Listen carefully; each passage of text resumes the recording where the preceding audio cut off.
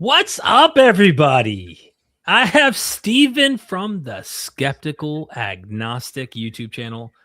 Go subscribe if you want real salvation, not that fake, phony, lemon selling fake salvation stuff that's going to break down after a little while. This is permanent salvation. You get wings out the gate.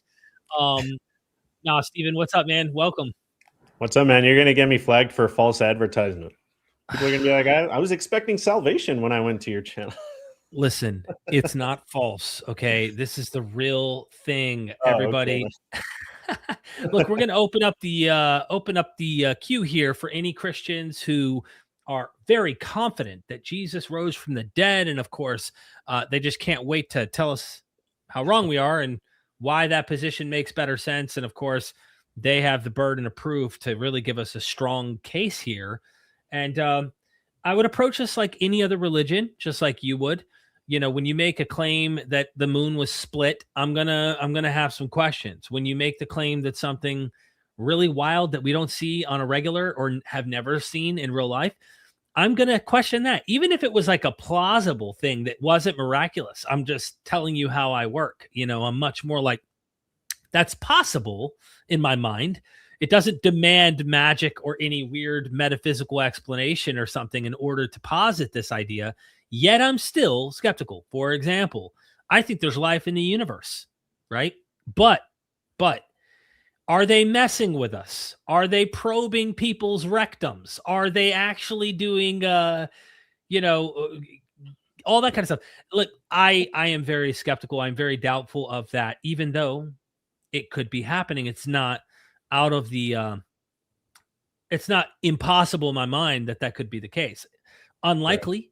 But you know what I'm saying? I'm just being the true skeptic. You might call us gadflies because Socrates endlessly criticized, That's right, man. Now, I'm with you on that. I mean, obviously, I'm calling myself the skeptical agnostic. And, I think both of us, Derek, were on the other side of this because when we were Christians, we believed in the resurrection, right? I would use the same arguments that apologists, that some callers are probably going to use today. There was a point towards the end of my deconversion, and we talked about it when I discussed my deconversion with you, that even there was a point where I was still a Christian, but I still had to admit, there's, with regards to historical evidence for the resurrection, it's weak. So, I'm with you. Yeah. But we keep hearing it's not weak. We keep hearing how strong it is. And it's like, look, I understand. You and I've lived,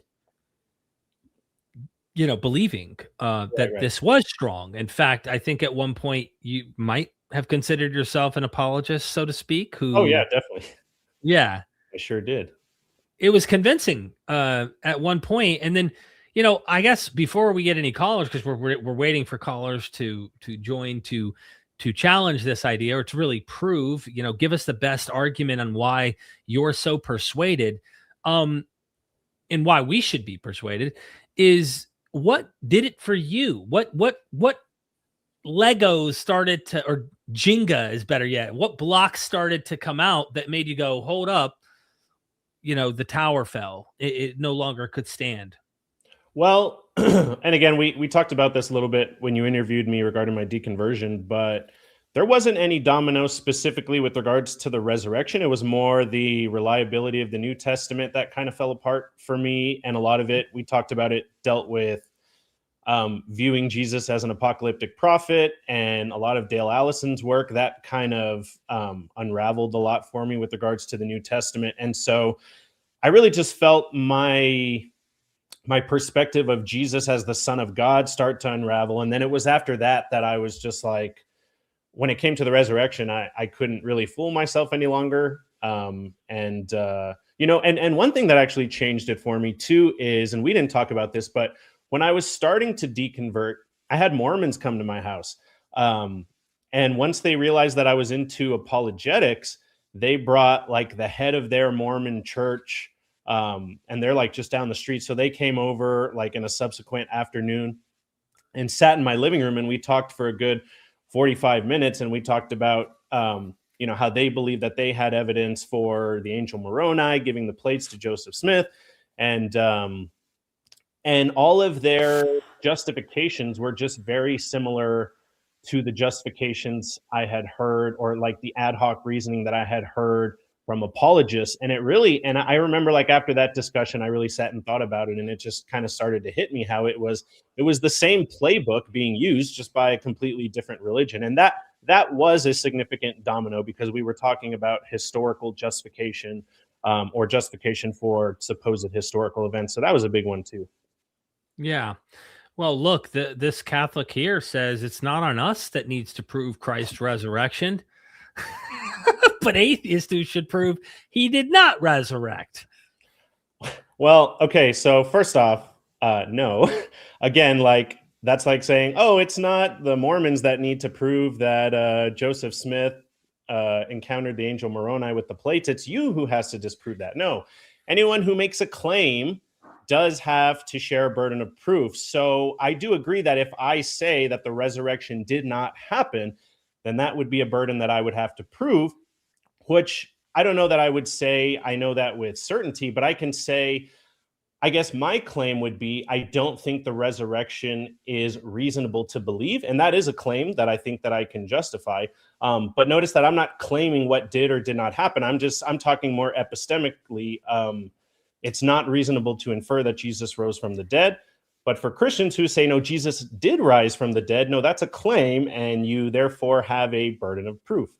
Right. And I don't want to give the wrong, I don't want to get the wrong idea across, like somebody that calls in, we're just going to say, hey, the burden of proof is all on you, and we're just going to sit back and cross our arms. Again, whoever makes a claim has a burden of proof, and I will happily defend the claim that the resurrection is not reasonable to believe.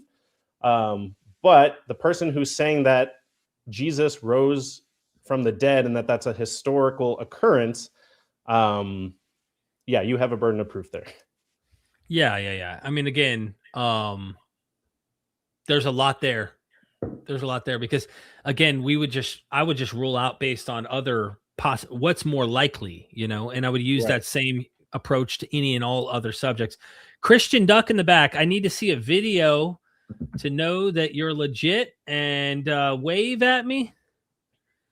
I've never seen a Christian Duck. Okay, cool. All right, Christian Duck, what's up? Welcome. Hey, how are you guys? Welcome. Thank you. How are you guys doing today? What's up? We're doing good. We're looking for someone who's a Christian. Sure. Who can prove the resurrection or Jesus rose from the dead. And I don't mean it in a metaphor.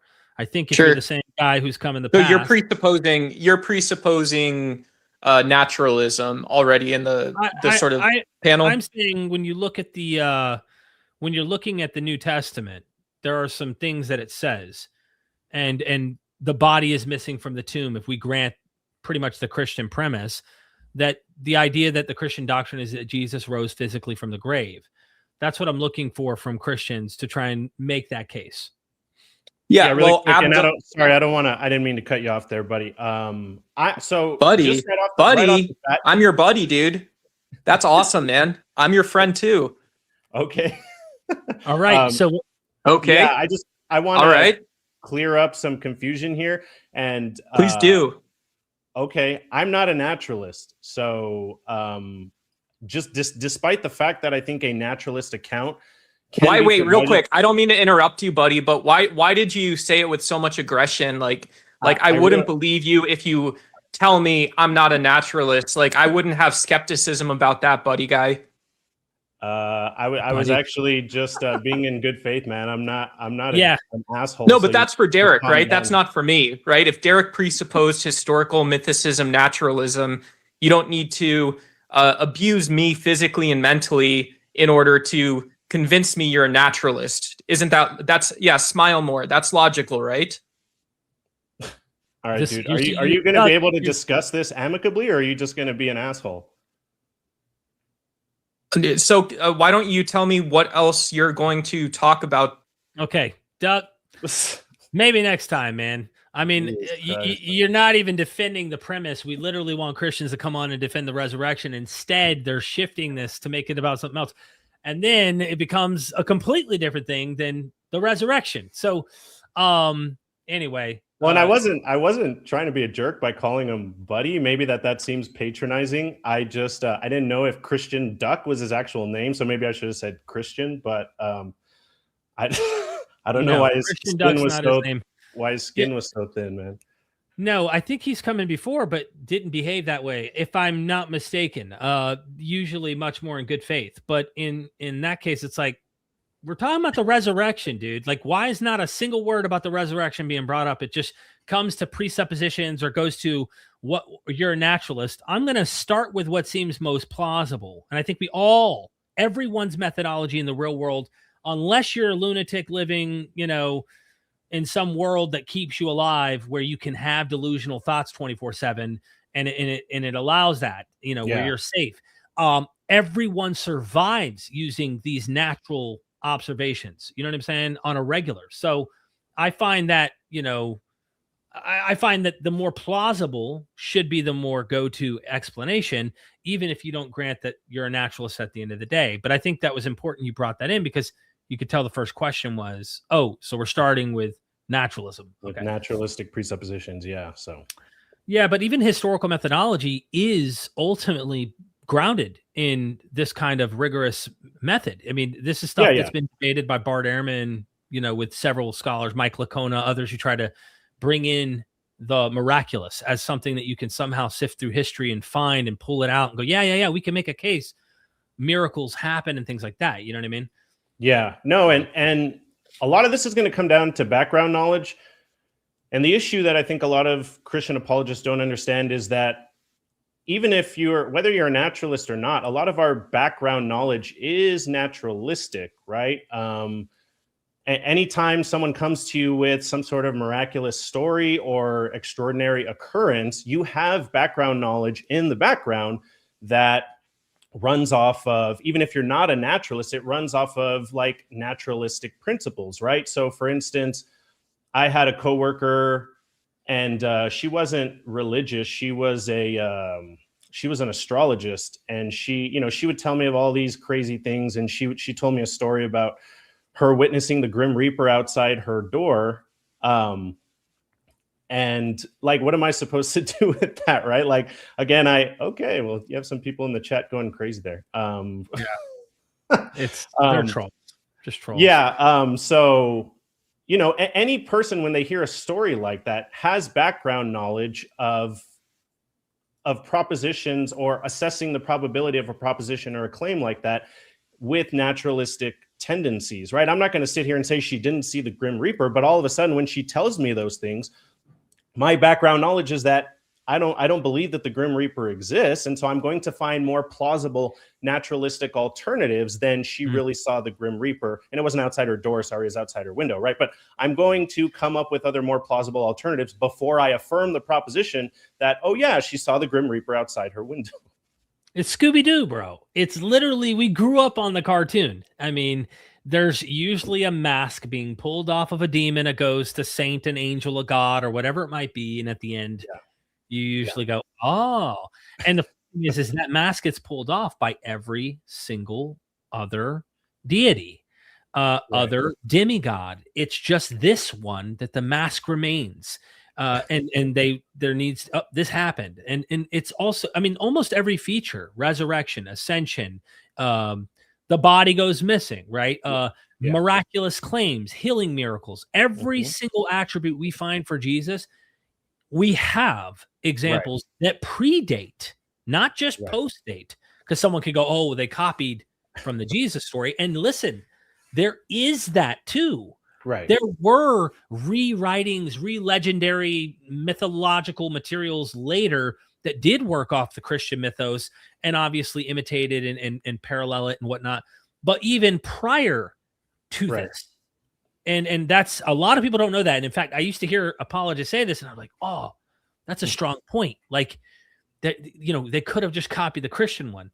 But then all you gotta do is read your church fathers, and you find out real quick, Justin Martyr talks about exactly demons long ago imitated him. That's why he looks like these other characters.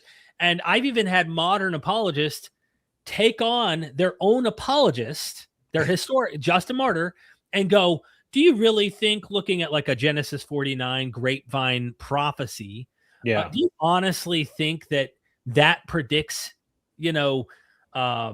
that this is somehow like Dionysian and stuff like that? The Dionysus is borrowing from this passage in Genesis 49 about grapevines and vineyards and stuff, and then imitated what was prophesying about Jesus later. It's really ridiculous. I think a convoluted argument by Justin Martyr, sure, but either way you put it, there's a lot of problems with it. So I like that mythical approach. You are much more involved, I think, into the psychological and the social of trying to explain plausible routes. Of course, I'm into that as well, but that seems to be more your drive. Whereas we're reading a text. Right. Is the way I look at it. And we don't even know who this guy is or if this is legit. And I have questions before we even start taking texts serious. Right. Fundamentally about the material that we're reading. But anyway, no other callers so far. We did get a super chat though, I think. And we got a member. Ed Bach, thank you so much for the membership. I appreciate you joining MythVision's salvation program where we really save people, not that fake stuff. And then Solera Knight, thank you so much for the super chat and being a member. Jesus revived and rose from a coma. Swoon theory? No, he rose from a comma. He rose from a comma. Look, I've said this before. Like, I am not convinced at all of the swoon theory. Okay, at all. Yeah. It is still more likely to me than. Yeah, I don't know if you saw Holy Kool-Aid's video. It was like, and I mean, I didn't agree with his rankings. I thought his rankings were a little strange, but because I also think he put like the twin hypothesis as the most plausible, or he put a really implausible one as the most plausible, but still, like, yes, those are more plausible than a resurrection. Even the swoon theory, I do believe is more plausible than the resurrection. I think it's one of the least plausible, but I think the least plausible is the resurrection. Yeah. I'm with you on that.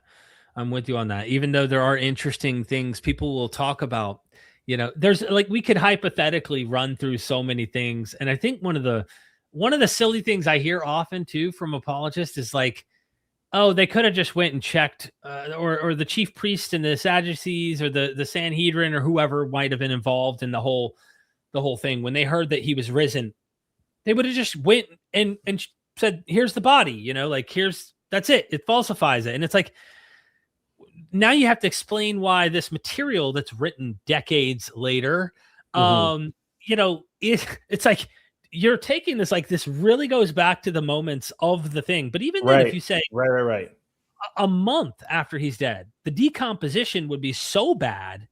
How could you actually falsify, even if it was the dude? Like, this is DNA Jesus, son of,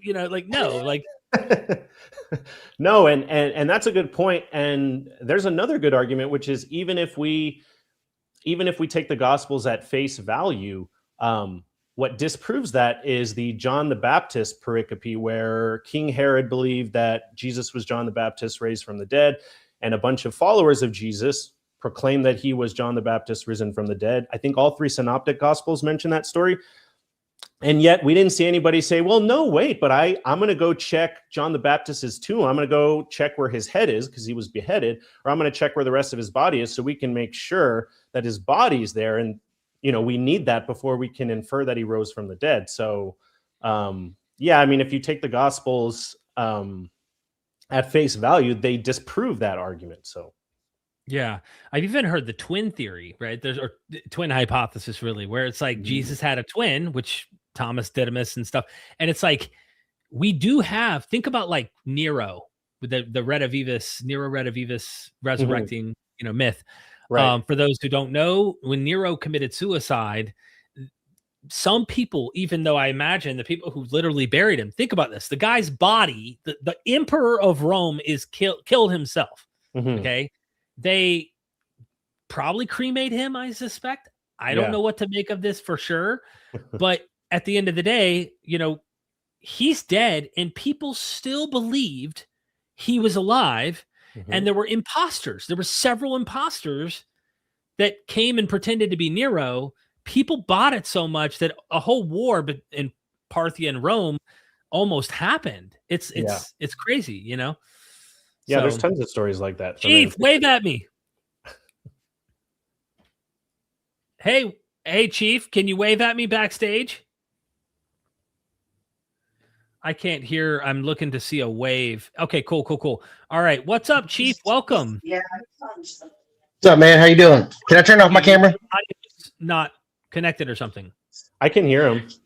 Can you hear me? Yeah, I can hear him. Hold on. Hello? That's me. I hear you, Chief. Okay. Can you hear me good, though? Yeah, I hear you well. I don't know about Derek. Okay. Right now. Derek's been having audio issues, so. Yeah. I have my headphones on. I came in a couple minutes ago, but I couldn't hear you too good without my headphones, so it's sort of weird. Welcome. Are you a Christian? Yeah. And you do believe Jesus rose from the dead? 100%, yes. Okay, awesome, cool. We're finally getting somewhere. All right, cool. So, yeah, what convinces you, and why should we be convinced? Oh, I'm convinced that God and there's somebody who created the world. I don't think that the world just all the what there is that. I guess that one of them theories is like the coincidences that have to take place because of the world to exist is it's an incredible. So there has to be a God, 100%. I may, Chief, just to point out, I know that a lot of what we do is we start back here, just for the sake of argument. Something made this work, or for the sake of argument, let's just all agree something started it all. Okay. There's a plethora of deities, of course, that we could choose from, and systems of religion that try to explain the world, all of that stuff.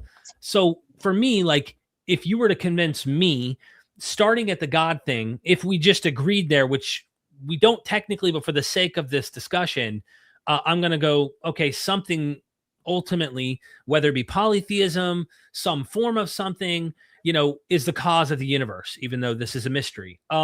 Well, can you stop right there real quick? You'd have to prove that point on who that is, who they are, and you have to prove and where you got that from. So the Bible is the best evidence to that. Because I tried to grant you something here that you're asking me that I would have to prove that you haven't proven to begin. So if you're asking me to prove that there's a hypothetical starting point here that I'm just simply trying to meet you on common ground on whether it be polytheism, monotheism, whatever, the proof would also be you'd have to show why it would only be one, or why it could only be this one. Let me say that one. Let me give that one point. The Bible is the only book that has the creation where we came from in it. I believe. No. Which one? Which other one does? If you go back to even like Atrahasis epic, Enuma. Oh, you're right. I'm sorry. Okay. Creation myths in Egypt that talk about the creation of humankind. It's all over the world. It's every. You're right. And are they similar? Would you say they're similar? In Genesis with the Mesopotamian stuff, they're very similar. Yeah. In South America, they are too. They're very similar. So would you say if something is similar, that means it could have happened, but it could have got twisted a little bit? I think that humans are going to have shared experiences. This is one way in which people would say stories are framed, because we're all humans and we're all Homo sapiens. We share birth, death, life, the whole nine, together in terms of that. But there's some people who think at one point in the distant past, they had a shared unique story, and there might be some truth to common stories that do root way back. But then there's also unique, environmental changes. But we're getting off the topic of resurrection. So I want to just gear us back to, you started back here with theism. And I just want to say, I don't think that's a great place to start for trying to prove the resurrection, because you could be proving Dionysus's rebirth. He was resurrected, and literally the Greek term for him being reborn is very similar to the same Greek terms we use for Jesus prior to Jesus. That's Greek mythology. That's Greek mythology. It's Jewish mythology. Jesus would be Jewish mythology is the point. So that's why false. This is historical. Is a historical. Nowhere in this Bible does it say that this is mythology. Nowhere does it say once upon a time, and nowhere it says that. This is historical knowledge. Dionysus. What's that? upon a time. It doesn't say this is mythology. It doesn't tell you that. This is classical Was scholars that are actually saying. Yeah, I got to study. I thought he was sort of with Zeus and all them other guys, right? No, he is. So you're correct. Bingo. That's it. That's what I'm talking about. If you don't mind, let me make this point. Modern scholars, right, look back and have created categories. We have categories that scholarship has, separated and identified stuff. Modern classical scholars have identified it. These stories are fables. They're fictional. They're legendary. There's a lot of what story? Which one? You got to be specific. You're throwing out a lot of vague stuff. So be specific what you're talking about. Yeah, fiction. You know what fiction is? Okay, you're talking about the Greek mythology. That's labeled as Greek mythology. He wants to know which specific story, I guess, you're referring to as mythology. Right. Yeah. Are you talking about the Bible? Nowhere in the Bible does that say that's mythology. Nowhere. The Greek stories don't say they're myths. That's what I'm trying to tell you. They don't say that they're myths. This is an identifier. I have to read it. How do they start? Do they start out as a story? Okay, so hold on. Let me finish because you're not hearing what I'm saying. Let's try to be, who is in this discussion? Uncle Jim? So modern scholarship has created categories to try and understand what the literature of the ancient world is. There are ancient authors that were elite thinkers, Plutarch and others, who might identify certain narratives and call them fables. Just call it fiction. That's an easy category we can all latch on to. The problem is none of those fables call themselves fables. None of them call themselves myth. It is people who are educated who notice fiction in those stories and identify them that way. So when I see those elements in Dionysus, whether it be Zeus, whether it be the Mesopotamian gods, Egyptian mythology, and the list goes on, whatever culture you want to call, and then I see that in the Bible, I see the same tropes, themes, elements. Modern scholars will say that's fiction. They call it legend or they call it mythology. And that's what I'm trying to say. And the Bible has that as well. It's a big no. The Bible does not 100 0. It doesn't.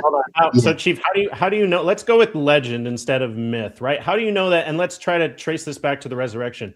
How do you know, for instance, that the gospel accounts, in general and with respect to the resurrection, do not contain any legendary development? This is historical eyewitness account. This is easy Google of people who wrote about Jesus at that time. Multiple people have wrote about him, and these are real people. Caesar, people in the Bible, those are real people. Those are these are so. Yeah, it's like that. Hold on, give me 1 second. I'm gonna say, are you also saying that Muhammad was false? That he wasn't real either? What do you mean? He existed. Was Muhammad a real person? Very simple. Yeah. Of course. Yeah. So was Caesar. And Muhammad wrote about Jesus. And Caesar ascended to heaven. Did you know that? Did you know that Caesar? Say that again. Caesar ascended to heaven. Did you know that? In what story? In what story? Ancient historians document eyewitnesses actually seeing Caesar ascend to heaven. Have you read about those? What was it? Was this Greek mythology once again? No, historians. These are historians. Ancient Roman historians document eyewitnesses swearing an oath in court. Okay, how many eyewitnesses? Several different eyewitnesses over yeah, I have to look that up. And a half document that they swore that they saw the Caesar ascend to heaven. And who was that? What was the time and where? I need to write that down. Where did that happen at? Sources for you? Yeah. Give me the sources. If I show you these sources, would you be convinced that Jesus isn't the only one who ascended?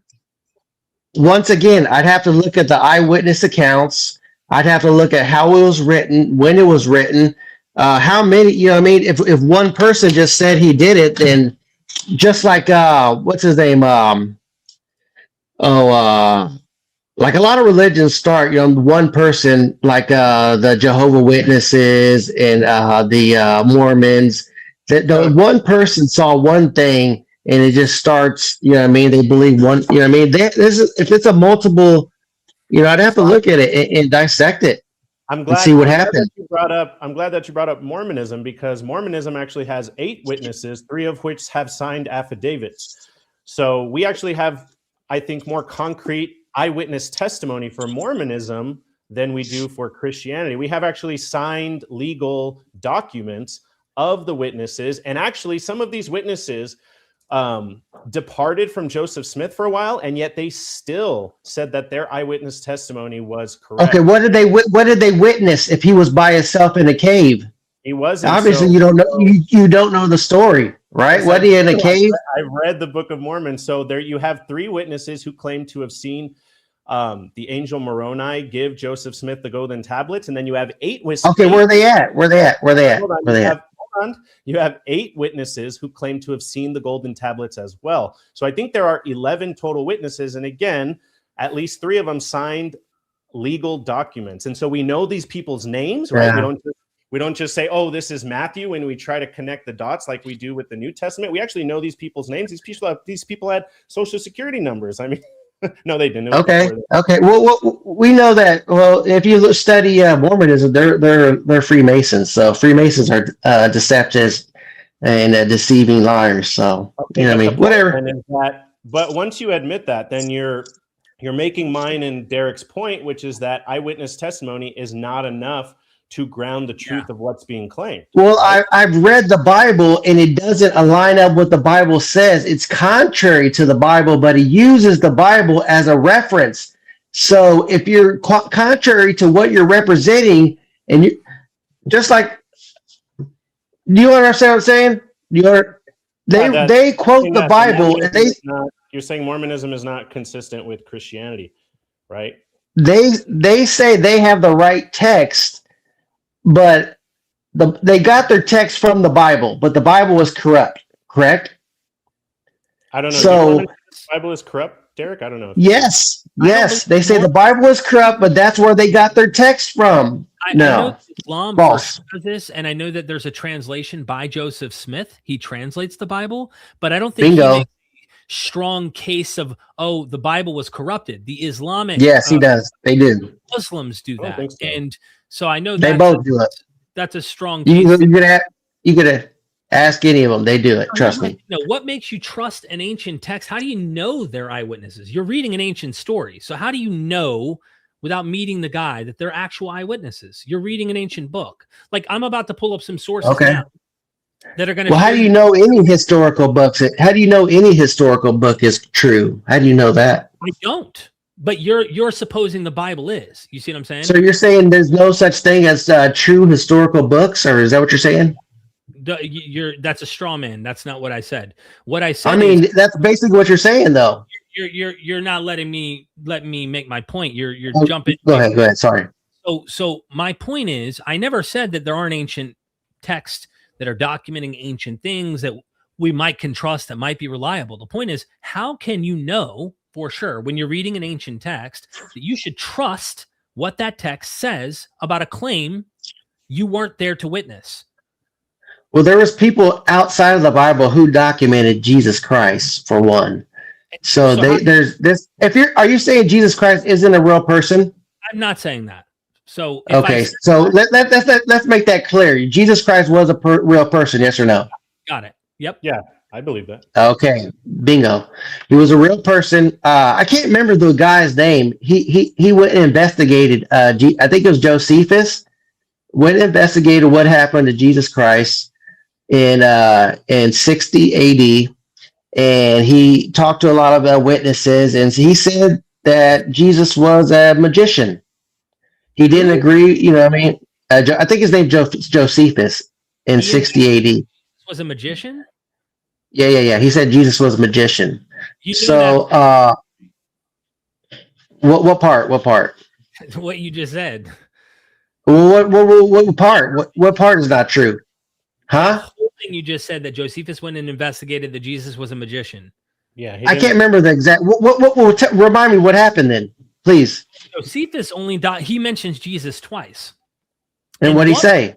Contested scholarly debate over whether or not Christians literally forged the entire passage or if it's partially interpolated. So that is called the Testimonium Flavianum.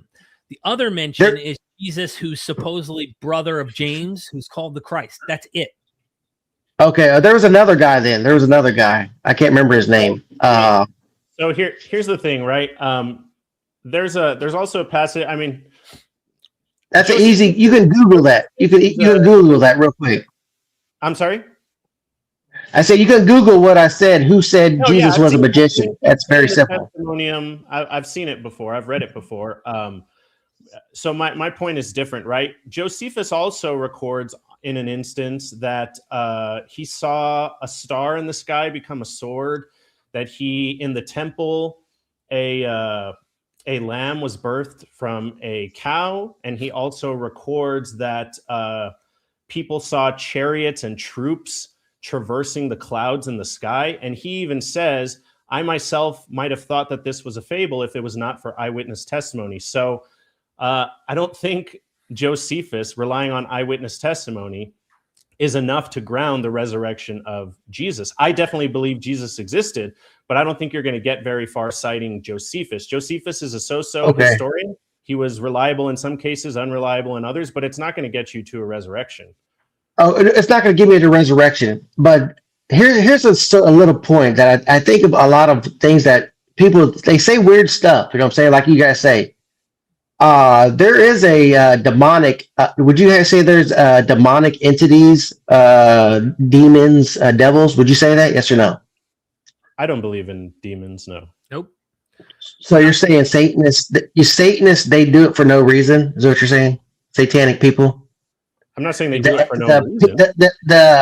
There's a lot of government officials are deep in satanic occult traditions. So you're saying those guys, what we say is there's a hint of truth of what they're doing.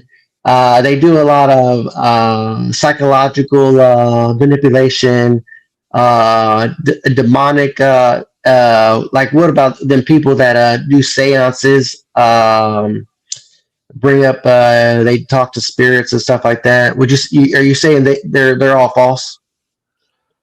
I mean, me personally, I've never experienced anything like that. When I was a Christian, I would experience people who believed they were under the Holy Spirit, under the influence of the Holy Spirit. There were times I thought that, but I never came across any type of, I mean, I did believe in demons and Satan when I was a Christian, but I never experienced anything that nowadays I would look back and say, oh yeah, I mean, that was definitely some type of manifestation of an evil spirit. So we're getting off track though from investigate that. Investigate that. If there is demonic entities, and there's a lot of Santeria in Mexico, and they got a lot of witnesses that say those demonic demons, they try to do evil things to them once they, you know what I mean? I don't know. You got to think about it. If there's good and evil. I want to get back on track with resurrection though, because we are getting off topic, and the topic of this stream is simply prove Jesus rose from the dead. And we say you can't. That's our claim, right? Is that you believe in something we don't believe anymore. Sure. Both of us were Christians. Both of us believe Jesus rose from the dead. What kind of Christians were you? What was your? Yes, it does. 100%. Why does it matter? Because if you were a Calvinist, they believe that you have no free will, which you do. So what does that do? Let's say I was a Calvinist, pretend. Why? So does that mean that I couldn't believe Jesus rose from the dead? No, it means that Calvinists, they think that everything is predetermined. So they go by their feelings. And so if you feel like there's no Jesus, instead of looking at the evidence of God, that there is a God. You? I just call myself I call myself a non-denomination Christian. I mean, I just believe the Bible. What's that? That's exactly what I was. Yeah, I was a non-denominational. Okay, Christian. Cool. And at one point, I was that. Yeah, for sure. So hey, why did you leave the church? Why did you leave the church? Matters though, as far as the claim for the resurrection that you're supposed to make a case. Yeah. Well, I mean, it's very simple. There's evidence of God. Evolution is false. Every Piltdown Man, Lucy the monkey that they were saying part 8. Nothing to do with the resurrection. Yes, There is a God, is my point. Okay. Those are all false. Those are all false. So evolution is false, right? Evolution has nothing to do with the resurrection. What just happened? It's either there's a God or there's not a God. So you guys believe that there's no God, right? Inana, listen, Inana is the true goddess, okay? She rose from the dead 2,500 years, 2,000 years before Jesus, and we should worship her because there's a God, and there's an actual ancient text written in tablets on stone about her resurrection. Do you believe that? Prove it. Very simple. If I show you the ancient text that was written by the original scribe that documents that she has descended into the underworld, died, and for 3 days and 3 nights, then rose again from the dead, would you believe it? What's her name? What's her name again? Inana. Yes. Would you believe that if I showed you an ancient tablet that shows that's all she did? Is that all she did? Is rise from the dead? Is that it? That's pretty good, I think. That's pretty damn good. That's it. You can rise from the dead. Did she create the world? Who created the world though? Enlil, I imagine, in this particular myth, but yeah. Yeah, but she didn't say that though, did she? Who said that she he's not the one narrating the story. Did Jesus write down any gospels? No, he didn't. He didn't. So why does it matter? How do you know what Jesus really said? Do you got evidence of this? What's the evidence you have? Evidence of that what? That Jesus didn't write the gospels? He's asking you for the evidence. That this person rose from the dead. What's your evidence? The ancient tablet literally says she descended through the 7 layers into the underworld, dies, is hung on a hook like a piece of meat, and then resurrects 3 days later. So you're saying that this person has more evidence than Jesus Christ? Is that what you're saying? I didn't say because that. Jesus Christ is the most documented person of that time in the world. Say someone exists. Yes, he 100% he is. By the way, Stephen, look it up. 100%. Jesus Christ is the most. I have looked it up. So okay, who's more documented at that time than him? Name Caesar one. Augustus? Caesar Augustus? No way. That's a lie. Way better evidence. That's a lie. There's a lot of Caesar. I'm not a skeptic that's going to claim we don't have a lot of evidence for Jesus. I certainly would not say that. But to say that he is the most well-attested individual in antiquity, that's easy. Just Google that. Anybody in this doc, please go Google that. Who's more Caesar Augustus or Jesus Christ? Who's more documented? So bring up that poll, please. Poll that. Go ahead. Sorry. This will recognize you have onosmatic. You literally have coins, right, of the Caesar from the time he reigned. You have archaeological evidence of the guy at the time he reigned. You have documents from historians who are actually talking about the guy, what he was doing at the time he reigned. You have no contemporary evidence. You have no archaeology of Jesus. You have nothing of the contemporary period where Jesus was at that time where Jesus is at. What contemporary evidence do you have? They got the tomb that he died in. They got the multiple eyewitness accounts. They got Caesar Augustus is the one who was it that crucified him? I don't know if he didn't say he did it, but he was mentioned in his documentary. Let me see, Matthew, Mark, Luke, John, his brother, people that wrote about him. You know what I mean, yeah, he wasn't a king. He wasn't a king, so he wouldn't have a coin made after him. So maybe you had some good points. I like your points on the Caesar Augustus, the coin and stuff like that. But that doesn't mean he was there's multiple Caesar Augustus. He wasn't the only one. You know that, right? Octavian, Caesar Augustus. Okay, I could be wrong about that, but there's multiple Caesars. I could be wrong. Okay, so look, and let's circle this back around. Say we're tied. We're tied. How about that? No, you're good. So far, right? We've asked what evidence do you have for the resurrection? You started with God exists, and we granted that. Remember, we said, okay, we'll take on, for the sake of argument, we'll take on the background knowledge that God exists. And then you said, well, we have eyewitness testimony, but we've demonstrated that eyewitness testimony alone does not guarantee that what is relayed is true. And then we started talking about evolution for some reason. So I want to know, what evidence do we have to reasonably believe that Jesus rose from the dead, other than the fact that you believe God exists? The only evidence that we have is the eyewitnesses account, and it changed lives. 3/4 of Rome became Christian when they heard about the resurrection of Jesus Christ.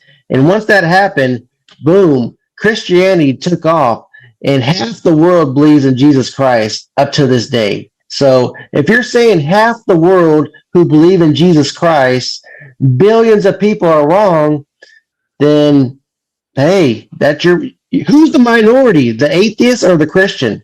Who's the minority? The percentage of people that accept a proposition does not tell you at all whether or not the proposition is true. Yeah, it's a good indicator of who's wrong and who's right. 100% is. Hold on. If you would have gone back to Jesus's time, the majority of people believed that there was a solid dome above the earth. That certainly doesn't mean that there was. Right? Not Christians. We didn't, because no, it is not in the Bible. The Bible says, the oldest book in the Bible says that the world is a sphere and hangs on nothing. That's the book of Job. That's not in the Bible. They should have read the Bible. The consensus said Jesus deserved to die. That's why he got crucified. They cheered and wanted his death. Were they right that he should be killed? That he is guilty of the things that they're accusing him of? If you read your Bible, you knew that the Lamb slain for the world was already prophesied. That was his destiny.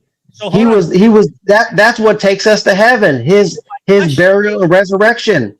You're like very specific question, and we're dodging. We can't even stay on topic at all. This is just funny. Okay, sorry. Go ahead.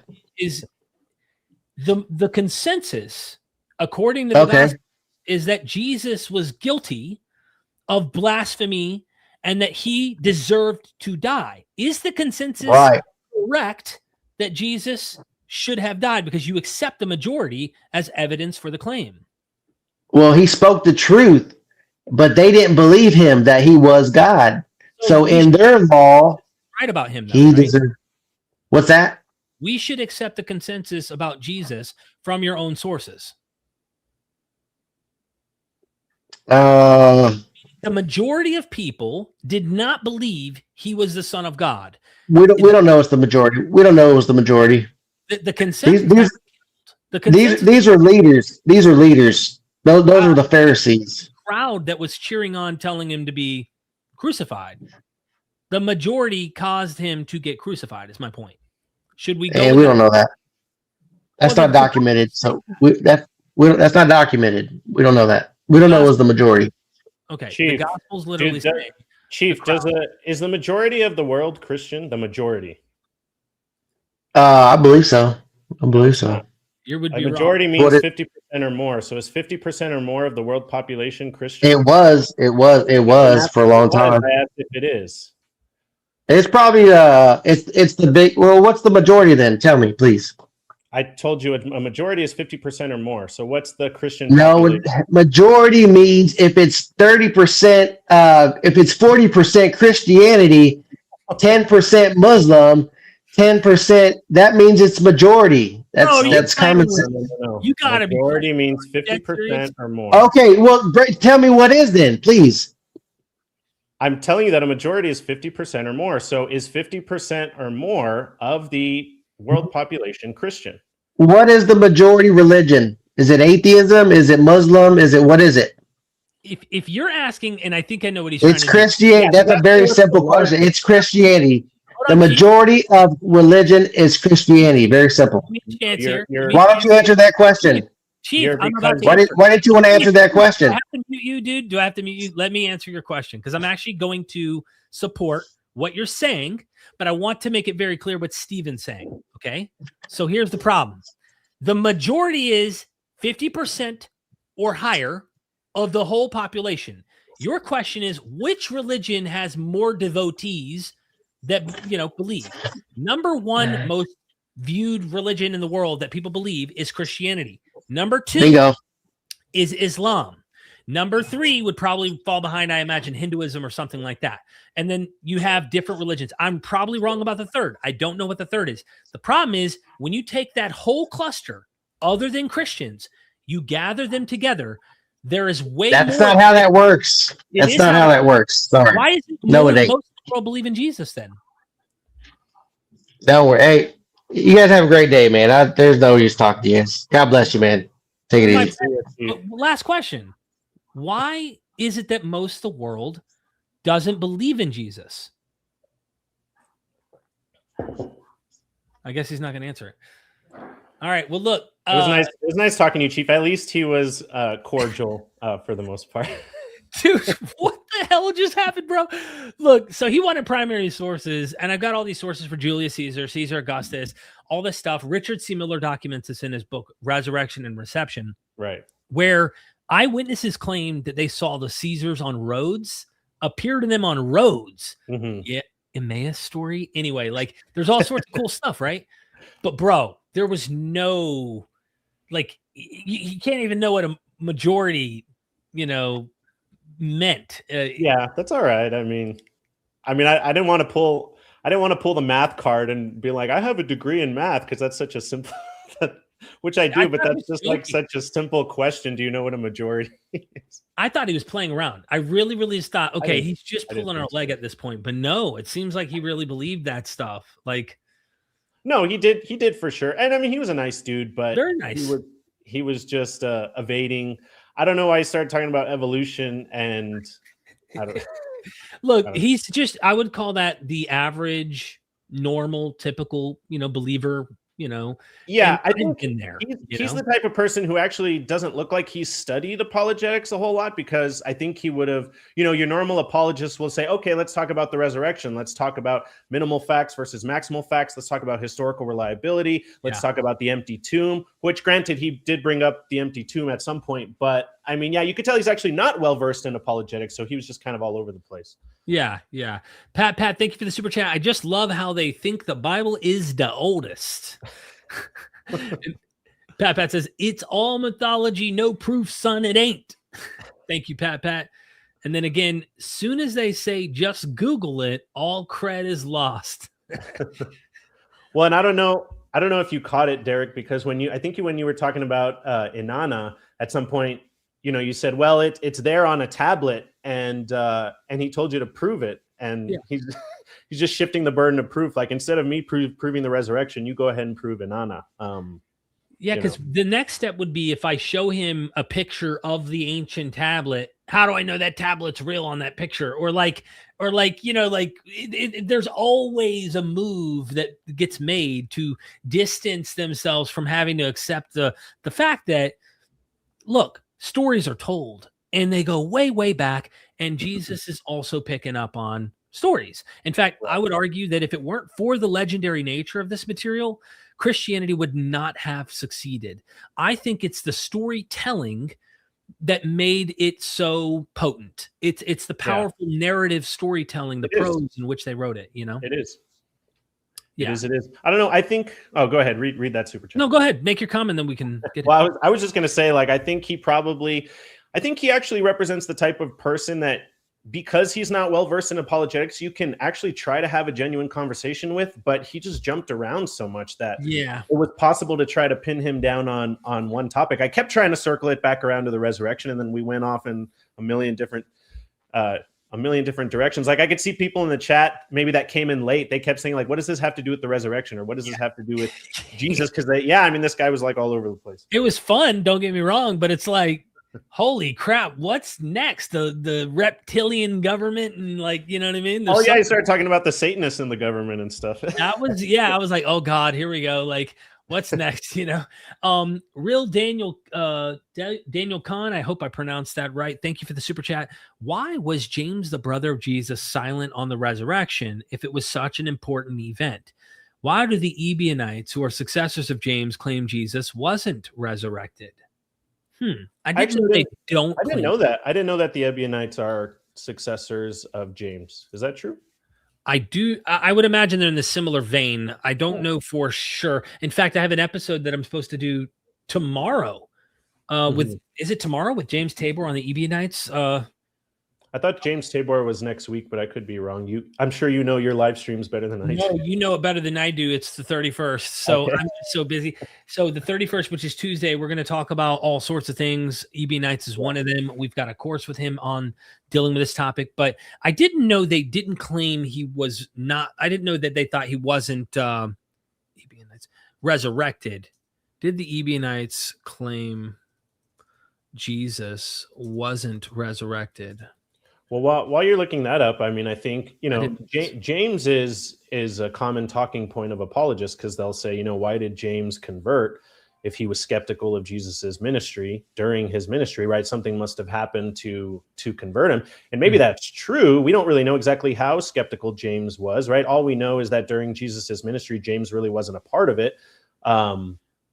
And so why did James come to be part of the Jesus movement? We don't have any writings of James, so it's really hard to say. Well, you could say it might have been the resurrection.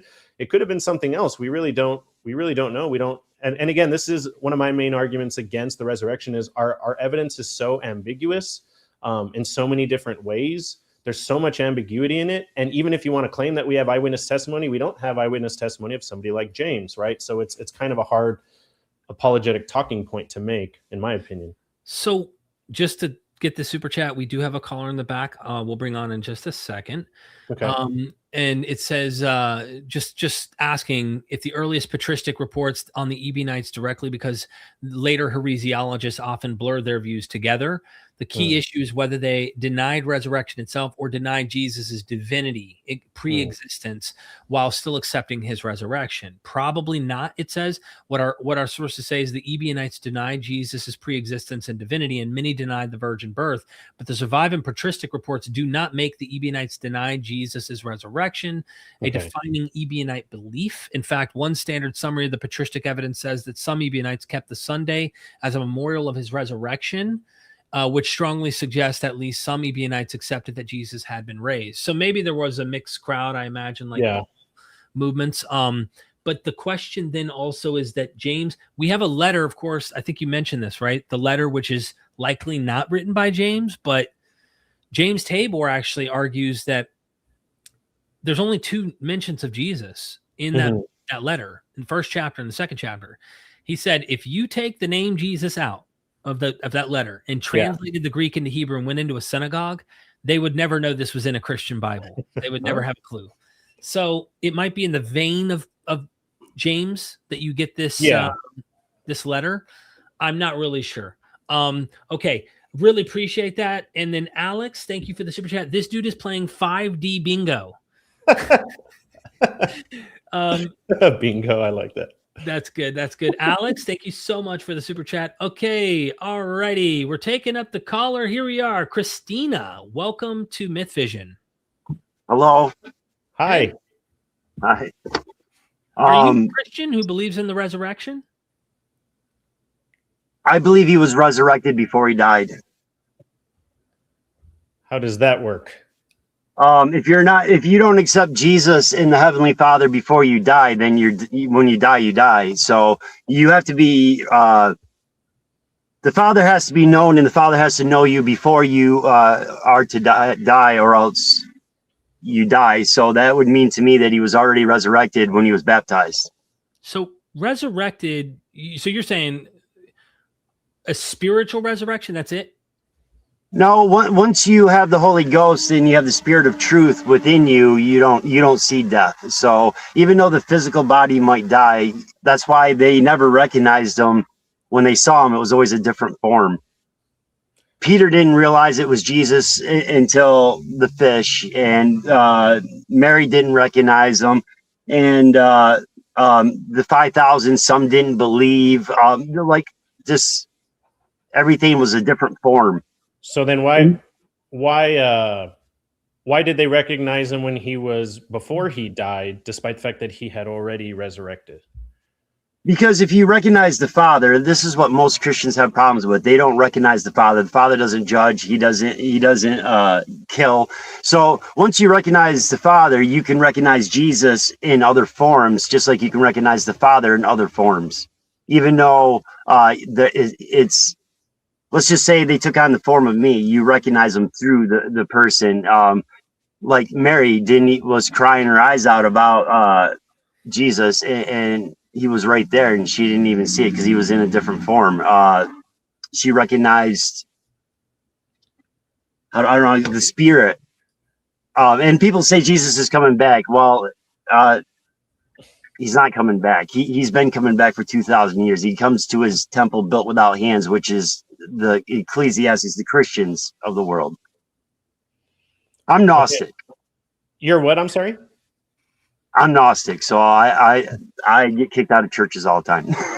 Look, I don't know what to say other than like, look, we're looking for practically someone who thinks Jesus rose from the dead as a historical fact, that he literally came out of the tomb, this kind of thing. And I don't really know. I mean, there's nothing I can really add to what you're ultimately claiming here, other than we don't agree with that interpretation, but the Gnostics are known for being heretical, right? I mean, Christians do agree, y'all. They just don't know it because Peter, someone tells you to cast your net and they didn't recognize him until they catch the fish. And then he spoke to them. You know what I'm saying? If your friend tells you to cast the net to one side of the boat, you're not going to recognize his voice or who he is. And the other thing in Mary, you're not going to notice is Jesus standing there. You're crying your eyes out to. And if you go into Gnostic text, you got the form of the little boy.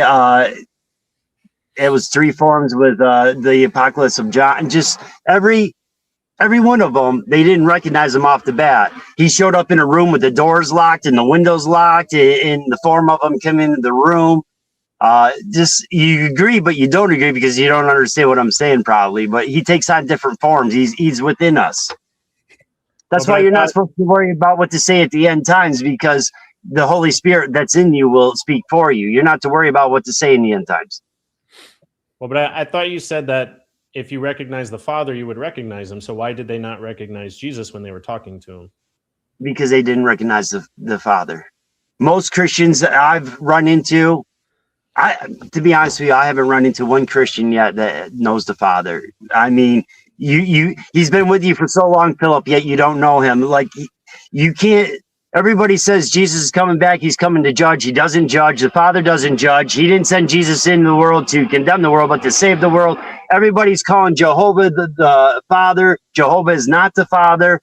All through the Bible, everything Jehovah stands for, Jesus rejected. And everybody in the world thinks Jehovah is the Father, and he simply isn't. Okay. I think we're getting into preaching a little bit, which is fine. I appreciate you coming on, but I think we're looking more for people that are actually going to defend historically that Jesus resurrected from the dead, empty tomb, appearances, ascension to heaven, and all that. So I appreciate your viewpoint. It's actually something I think wouldn't be a bad discussion another time, but yeah, I think right now we're trying to look for. I am Christian, though. Just I'm a different form of Christianity, I guess. That's all right. Well, Christina, thank you so much for coming in, and maybe in the future you can come back and bring some more insights. Love y'all. Have a beautiful day. You too. All right. Look, got some super chats here. Let's see them. Let me get those. Gnosis, a Gnostic in the house. I'm just kidding. You mentioned Thomas being Jesus's twin. I like to assume that's a metaphor for walking like Christ. What would you assume the resurrection symbolizes? I mean, I don't know that I believe in much symbolism with regards to the resurrection. I think that the accounts are attempting to be literal eyewitness accounts, so I don't find too much symbolism in there. I don't know about you, Derek. I think if you go to the Gospel of Thomas, the Gospel of Thomas. Yeah, you do get this idea. So many have thought Didymus means twin. Thomas might have been Jesus's twin in some of the early traditions. Right. But there is, when I spoke to, I would say, the Gnostic queen, Elaine Pagels, on this topic, she does see the whole idea of light as resurrection more so than literally coming out of graves. Because if I asked her, you think Jesus literally walked out of the tomb? I don't know what her answer would be. I doubt it would be Yeah, Is that's literal. she a Christian? Yeah, she's a Christian. I did not know that. Yeah, but Interesting. remember now, when you get into the like higher education, Yeah. Christians will identify as Christian, and most Christians who are part of the more dogma church won't count them as Christians. And I just say, if you call yourself a Christian, I count you as Christian. You know, that's how you roll. But I don't know ultimately what to make other than resurrection seems to be more of a realized, kind of like our caller just came on and said, it's like an internal spiritualization in the temple, which is your body and all that kind of stuff. And that is something you kind of see in Ephesians. No, and I mean, there's definitely symbolism, especially in Paul's letters. I guess I was just making the point that usually it's still, there is a historical bedrock there, or an attempted historical bedrock, right? What I did want to ask her, but I think it would have curtailed the discussion even more, was if Jesus was already resurrected, then how did he actually die? Because if he didn't really die, then how did he atone for sins? But I didn't want to go down because she was a little preachy. She was cool. She was fine, but I figured that'd be another 5 minutes of her explaining. It was interesting to I'm like, the first thing got me. In fact, our next super chat, thank you so much, Gnosis. I hope I tackled that a little bit there. Next super chat is Pat says resurrected before he died. What? And that was kind of our point. Like, yeah, what? When she said that, I was thinking the same thing. And then Pat says homie is not agnostic, but delusion of grandeur. Yes. Oh, you are agnostic. Talking about me? Yeah, you are agnostic. Yeah, I am agnostic. Yeah. So I think they're oh no, maybe they're Gnostic. They're saying they're Gnostic. Oh yeah, Gnostic, I guess. Yeah. They're Gnostic is what they were saying. So yeah. Again, I would love to have I don't know, a conversation where we stay on track, stay on point. Yeah, where we can talk about what's going on in the text and reason with each other about why we're not convinced and why they're convinced and go from there. So we do have a caller in the back here. JMM Virtua, will you wave at me just so I can see that you're a real person? I can barely make out a silhouette in the back here, in the back of our studio. So can you wave at me? Virtua, JMM Virtua. Hello. Okay. Let's see. All right. Anything you want to add? No, I mean, I hope we can get somebody that actually, like you said, tries to stay on point. And I mean, look, I'm we're in the business of we dialogue a lot with apologists, and sometimes it can get frustrating because it's like, they're being apologists, they're trying to defend what they've already concluded, which is totally fine. But now I'm kind of like, no, I really want to talk to an apologist. Yeah. Okay, we have another one. Wave at me, Wesley, in the back. There we go. Wesley, welcome. How's it going, Wesley? I can't hear you. I can't either. No audio yet. I think he's trying to fix it. Okay, no worries. Here, I'll take you down for a second while you fix your audio. Just give you a chance. We're waiting on his audio here. Anyway, anything you want to add? I mean, I would like to, of course, deal with the topic at hand. But yes. And by the way, when do you have a hard stop? About another 50 minutes or so? Yeah. Safe. And if we get into a really good conversation, I might be able to stretch that a little bit, but I guess we'll see. Okay. Let's see. All right, let's bring Wesley back. Let's see if we can. Wesley. Nothing? Do you hear him? No, I can't hear him. So go in the bottom left near your microphone, Wesley, and look for a little up arrow and see if you can't find one of your you should be able to find a way to fix it down there in the settings. Nothing yet. Thanks, Pat. I saw you in the chat. He said that working now? Yes. Thanks, Pat. Okay.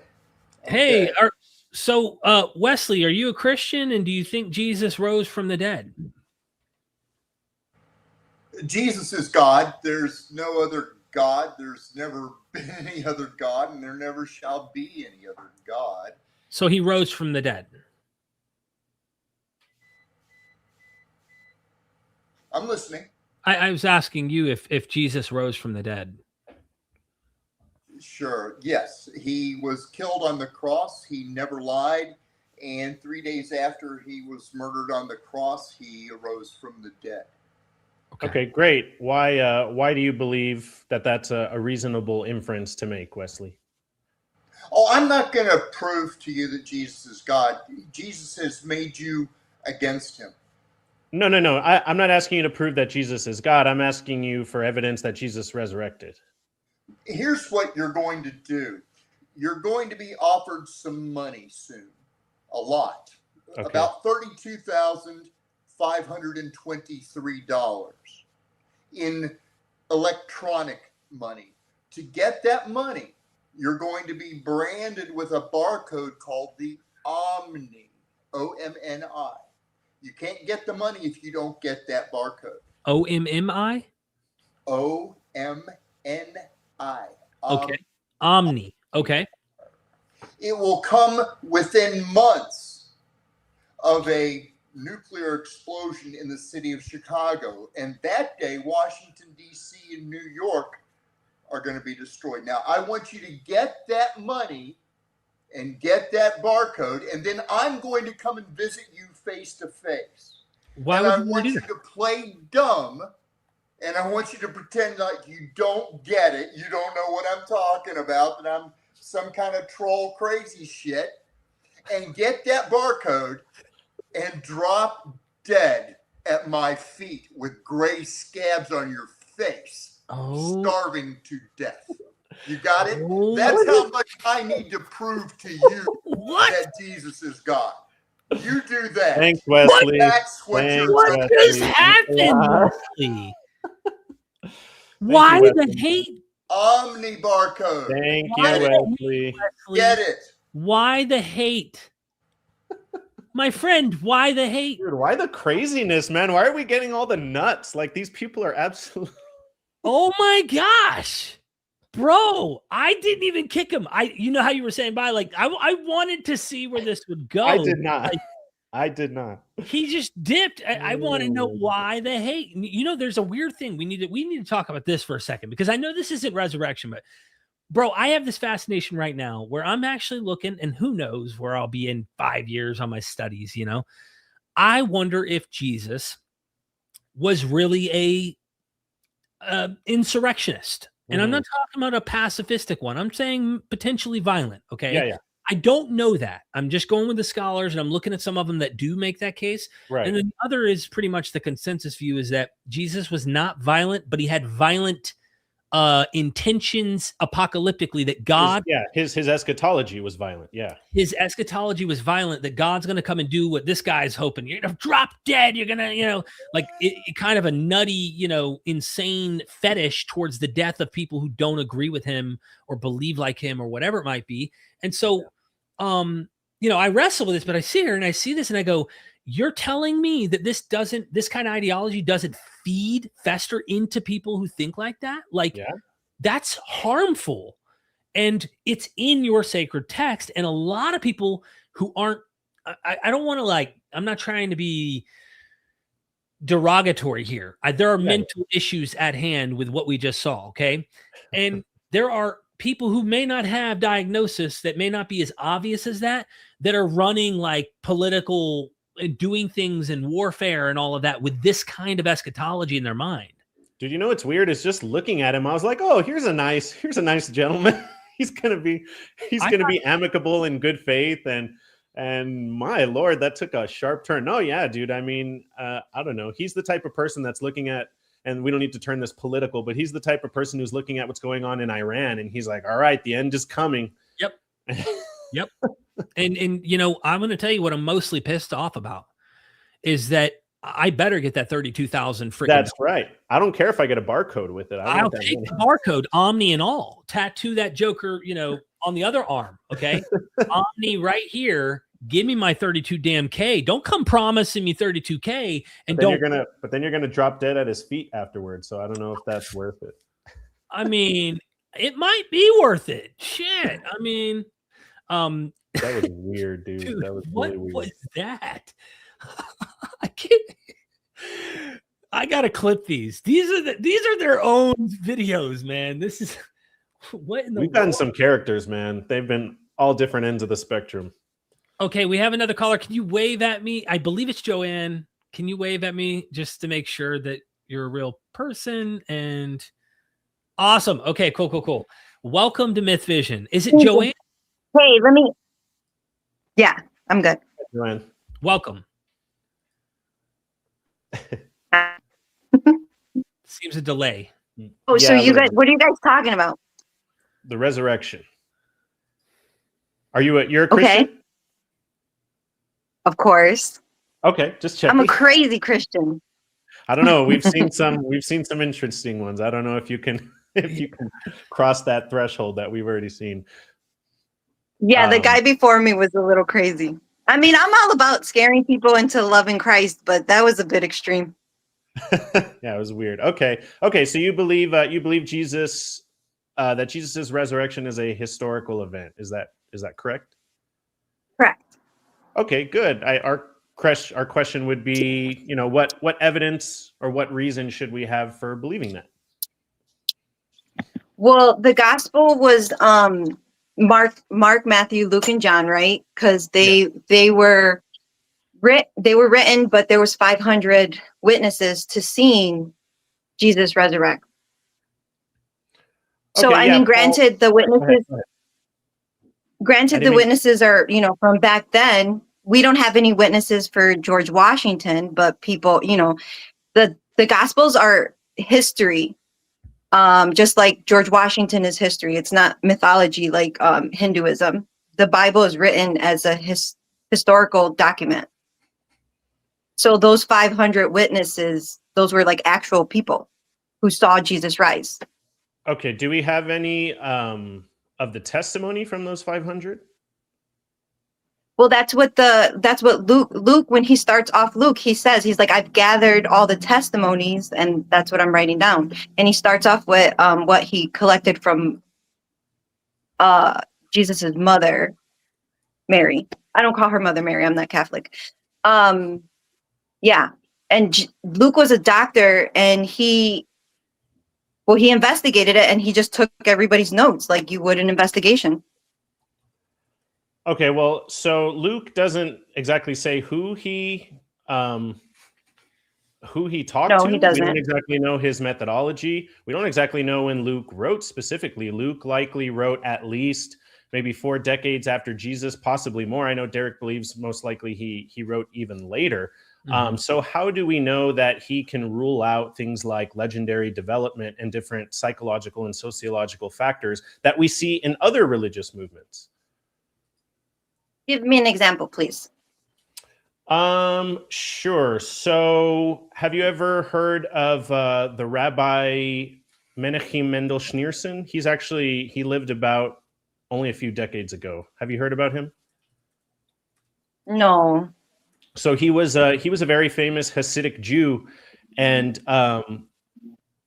his followers believed him to be the Messiah. And when he died, he had a very similar trajectory to Jesus, although he wasn't murdered. He just died a peaceful death. But after he died, many of his followers claimed to have seen him. And and there was a tomb. He did have a tomb. He didn't have an empty tomb. He was laid in his tomb, but you still have people claiming that they saw him alive again. Multiple people, not just like one person saying they saw him over here and another person over here. Like you have multiple people saying that they saw him in a group, right? So my point is we see this type of thing. And there's all sorts of parallels in antiquity too during Jesus's time. But I'm just giving you an example now, right? We have eyewitness testimony of these kinds of things. And my question is, how can you rule out things like legend or myth or sociological and psychological factors like religious groupthink? Okay, so going along what you just said, I don't even know who that guy is. So that's how you rule him out, right? Like everybody knows who Jesus is. Like there's not somebody, and I'm not saying majority rules or whatever like that first guy, But if Jesus wasn't real, he would have died out like that guy did. And also Jesus's tomb is empty. So that guy is still in his tomb and they made up those lies. Jesus' tomb is empty, and it goes along with what they're saying. Like, why would he still be there if he resurrected? That doesn't make sense. What do you mean? Why would he? But his tomb is empty. How do we know that his? Well, so that rabbi guy, you're saying that rabbi guy, people said they saw him resurrect, right? But his body is still in the tomb. The people who said that they saw Jesus be resurrect, the tomb is empty. His tomb belongs to that Joseph Artemis.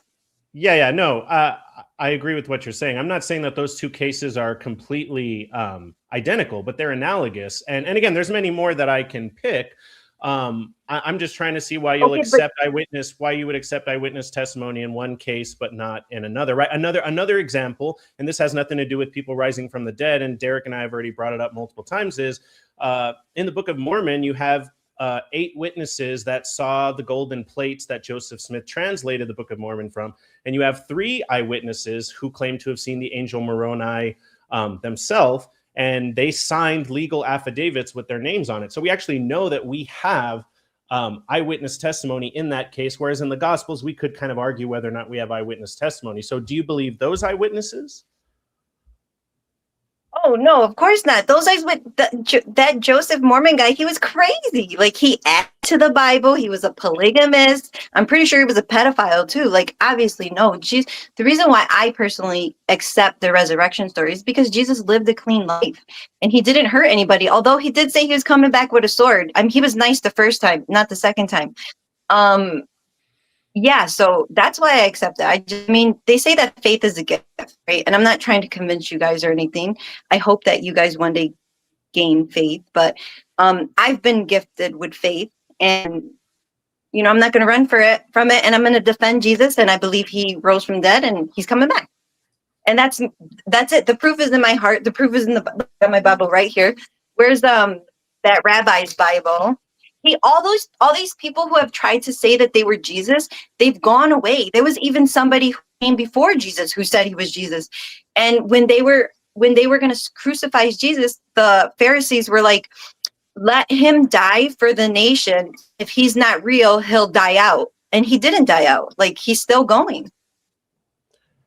Okay, so there's a lot there that I want to comment on. Let's circle back to the Gospels themselves. So again, how do we know that what the Gospels record is accurate? Again, how do we know that there was no legendary development? I know you mentioned Luke, but Luke comes on the scene decades later. So how do you know in the early years that there weren't, again, social psychological factors that contributed to this belief?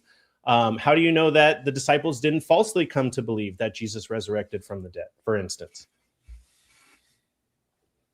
Well, like, when a lot of people, you don't die for a lie, right? Like, I mean, if I knew Jesus wasn't real, like if I knew like we're just making this stuff up, when it came to me being like hung, I'd be like, nope. You know what I mean? Nobody dies for a lie. Right. But when it comes to that, Joseph Smith, do you think that he knew he was lying? Oh yeah, 100%. That guy was delusional. And I understand what you're saying. Did you know he died for what he believed in? Mm-hmm. Oh no, I didn't know that. I thought he was killed. Yeah, he was. Just like Jesus was killed. He was killed by a mob. No, but I thought he was killed for lying. Well, no, he never said he lied. He believed to the moment he died. He had a mob of 150, 200 people kill him for what he, what you're saying he believed in was a lie. And listen, I agree. I think that Joseph Smith isn't true. Now, where it gets sensitive, I think that you have deeply held, cherished beliefs. And so, my whole family's Christian, but like when we're trying to unpack this, there's so much you're saying that I was like, I think I'm glad we have someone who's not telling us you're going to get 32K and you're going to die tomorrow. And then like the other guy, like you're much more reasonable here. Okay. Yeah, for sure. But I didn't want to step on Stephen's toes and having you engage, but there's a lot to unpack here. From the 500 that you mentioned, we don't have a single, all we have is hearsay. We don't have a single, we don't know who, we don't know where. We just have to trust an ancient text. Luke never says who he is in that gospel. These attributions were added by church fathers. There's a lot of material that like we would not be able to cover in this stream, of course, to unpack why we think the way we do. And maybe me and Stephen don't agree on every little detail about how to unravel some of this too. But we do think this is legendary. We do think that legends can build overnight. In fact, reading Peregrinus Proteus's death and Lucian, within a day or two, a legend already built about him ascending to Mount Olympus from a pyre. Within 2 days, they already had a story about this guy becoming a god and ascending into heaven. So it's like, we are looking at this and we're just going, okay, there's too many people ascending to heaven. There's too many people, that die and are said to be seen after they die with Caesars and all this stuff. Why would we come to this and then go, oh, this one? And yes, you have your Bible. Yes, Bible's a very important document in the West. We've heard a lot of the apologetics and stuff, but we're just not, the needle doesn't move for us in the sense that God would have to show up. I'm going to just be real with you. It'd have to be like Thomas, okay? Like it would have to be like a doubting Thomas situation in order for me to be, I don't know about you, Stephen, but for me, I'm not going to read an ancient document and be convinced if it seems unbelievable. That's where I'm at, What about you, Stephen? Yeah, no, I get what you're saying. And I'm sorry that you don't believe, because I have a hope that you don't have, right? And you're going to wait until, according to the Bible, you're going to wait until you see Jesus coming on the clouds. And if you see him coming on the clouds, by then it's too late. You know what I mean? But I will pray for both of you for God to soften your heart towards him and to bless you with understanding, so that way you can open your heart to him. Because honestly, I'm not trying to preach to you guys. Well, what if you're wrong and you're spending your whole life believing this, and let's say you could go back and actually study the critical scholars like I like to do, and you find out, Jesus said he was going to come study them. Well, they just haven't been able to convince me. The critical scholarship. Yeah, like what about Josephus? Josephus talks about Jesus. He says that he talks about how Jesus was resurrected. He talks about how Jesus was resurrected? Yeah, Josephus said that. Joanne. He doesn't. Wait, what? He doesn't. Pull the source up? No, he does say that. I'm going to Google it right now. So Josephus does mention Jesus, but he never mentions his resurrection. He doesn't say he was resurrected. He said he definitely had followers. He says, no, he does say, he talks about Jesus, and he talks about how Jesus was crucified. He does say that. Yeah. Or what if the Septuagint, or not the Septuagint, I'm saying the wrong word. What about the guy who stabbed Jesus in the side to make sure he was dead? He went on later to write about Jesus. And I think he was blind. They blinded him to try to keep him from talking about Jesus. And they cut his tongue out, something like that. And he was still able to speak. What source? The guy who stabbed him. I don't know his name. I probably should have found that out before I brought it up. Sorry. It's all good. But I think I've never, I don't know a single person. Maybe there's some legend later that has a story about that Roman soldier piercing his side. I've never heard of any. You've never heard of it?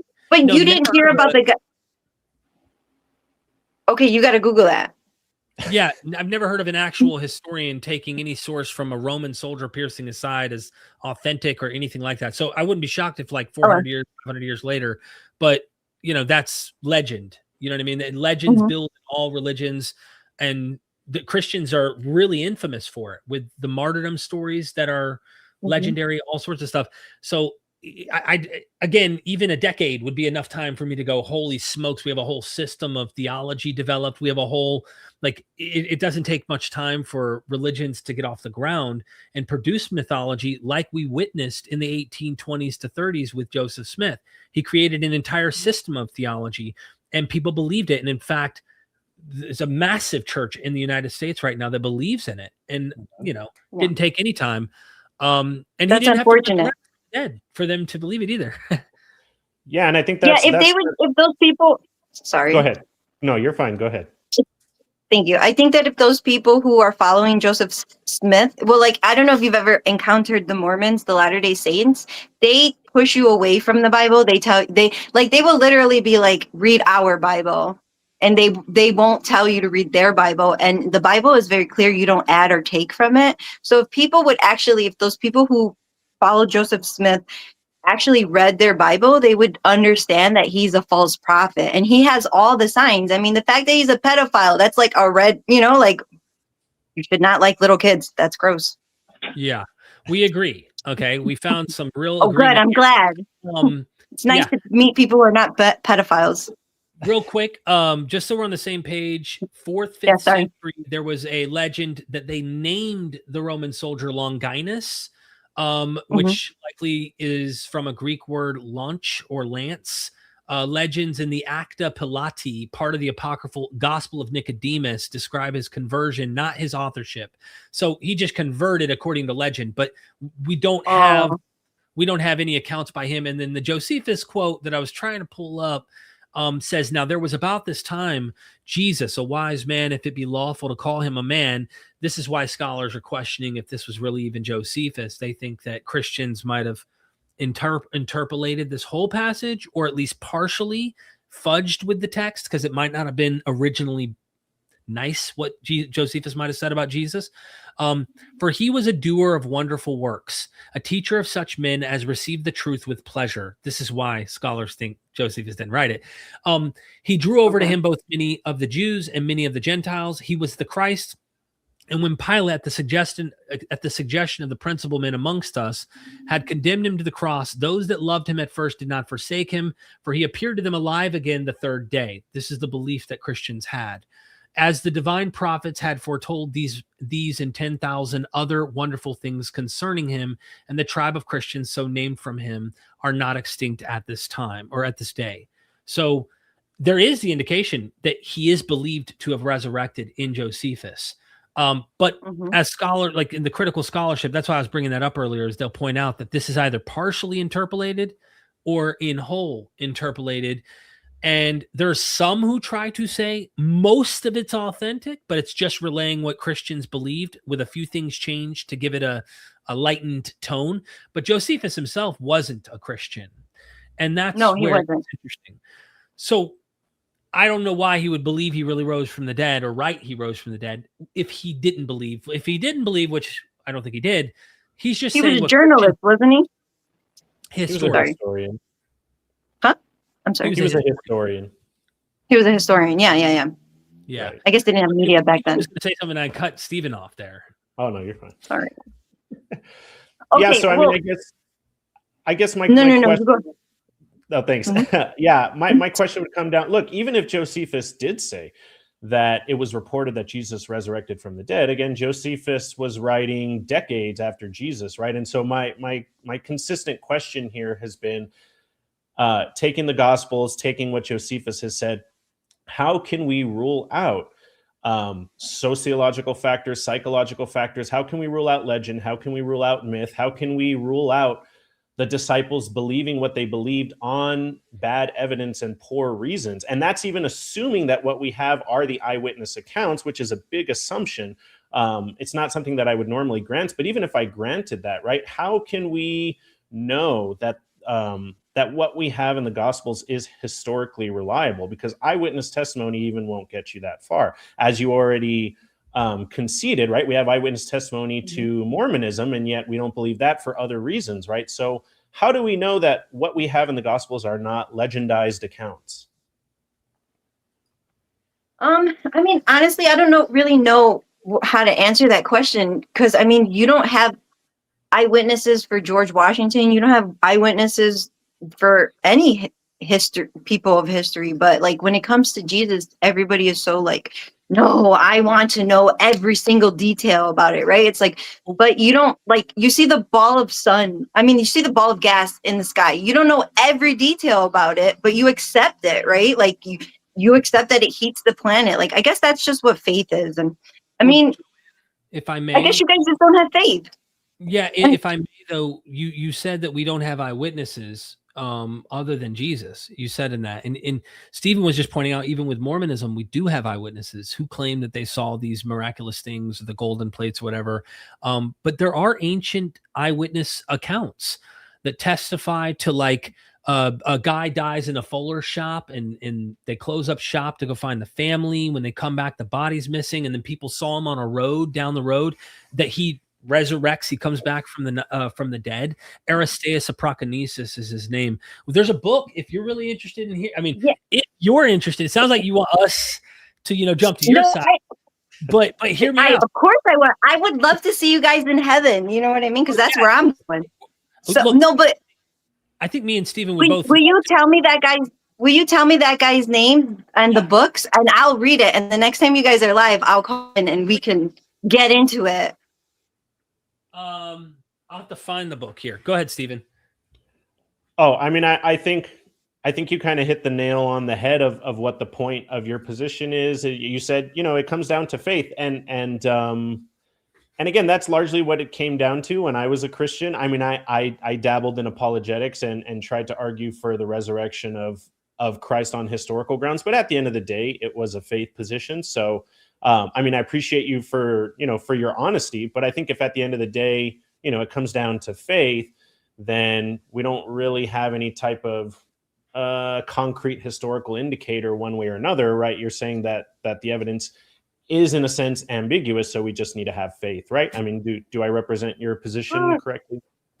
No, not necessarily, because I mean, there are people who have seen Jesus now, right? Like, I mean, there are people who have claimed to see him. There are people that have died and they were in a coma or whatever, and then they come back and they're like, I saw Jesus. So, right. I mean, what do you say about those people? There's people who have seen Muhammad, right? And there's people who have seen Krishna and Vishnu. True. And so, True. You make a valid point.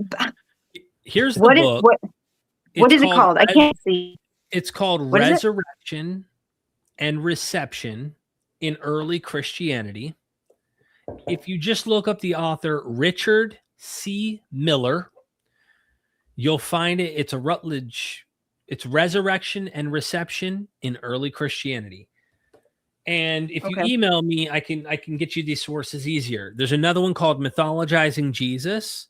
This one's by Dennis McDonald. I think it might be easier if I just put in the private, well, really in the chat period, but I'll put it in the private chat in the back. So when you jump off here, you can email me and I will send you some sources for you to check out if you're really interested. I mean, I am interested. You guys are definitely Christian that you should check out.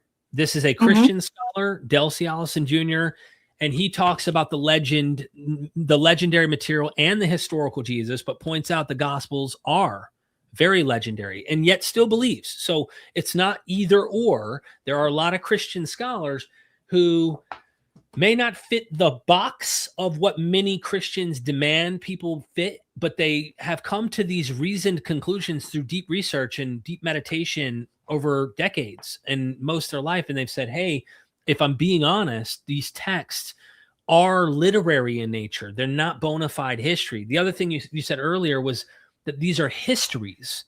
They're not. They're Greco-Roman biography.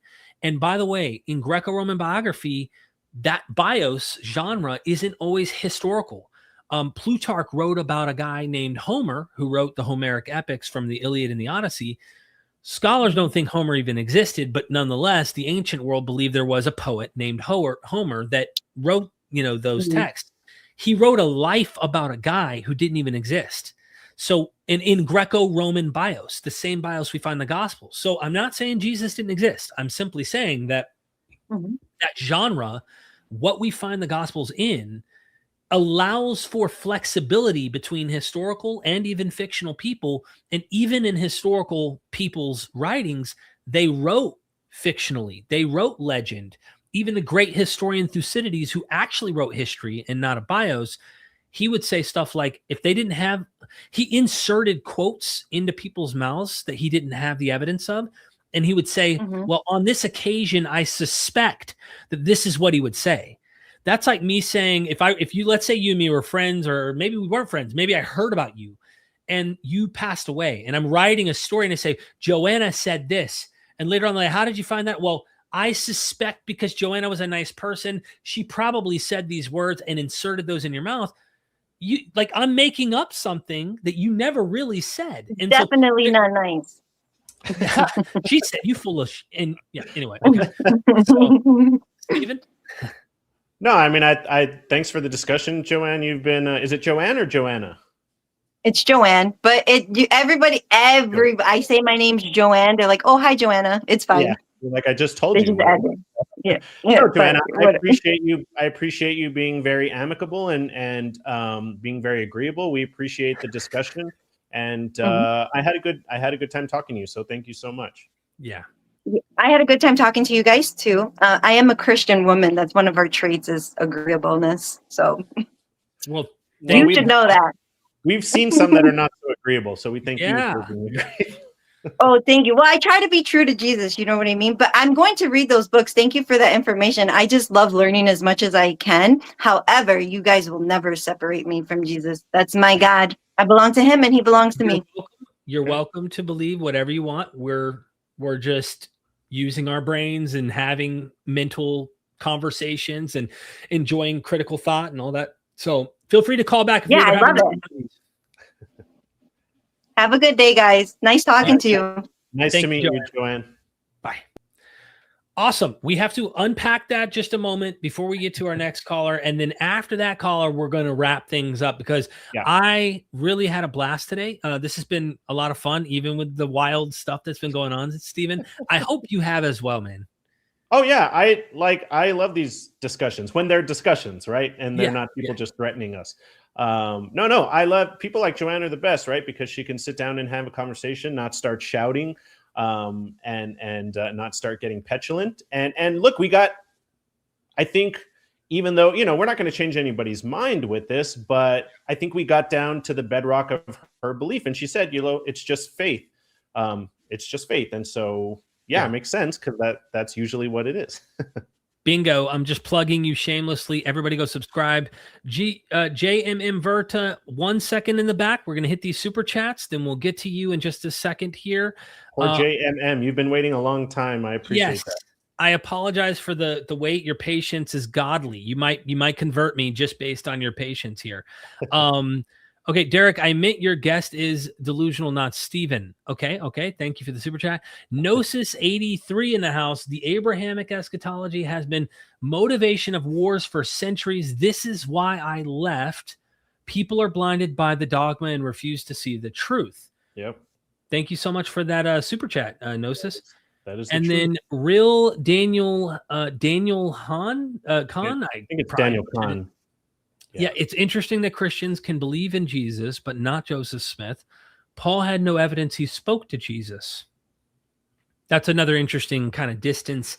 If you're looking at something like in a historical sense, and you never met the guy historically in real world, and they told you, well, no, I'm getting like direct communication from heaven. In the ancient world, maybe that would have seemed pretty normal, but like we might today question someone who comes to say, no, this is the testimony I'm getting you is from like heaven. Right. And these things you might go, I don't know about that, Thank you so much. Okay. We got testifies in the back. Okay. Eric, you better have a camera, man. Oh, Testify. Yeah. My buddy, Eric.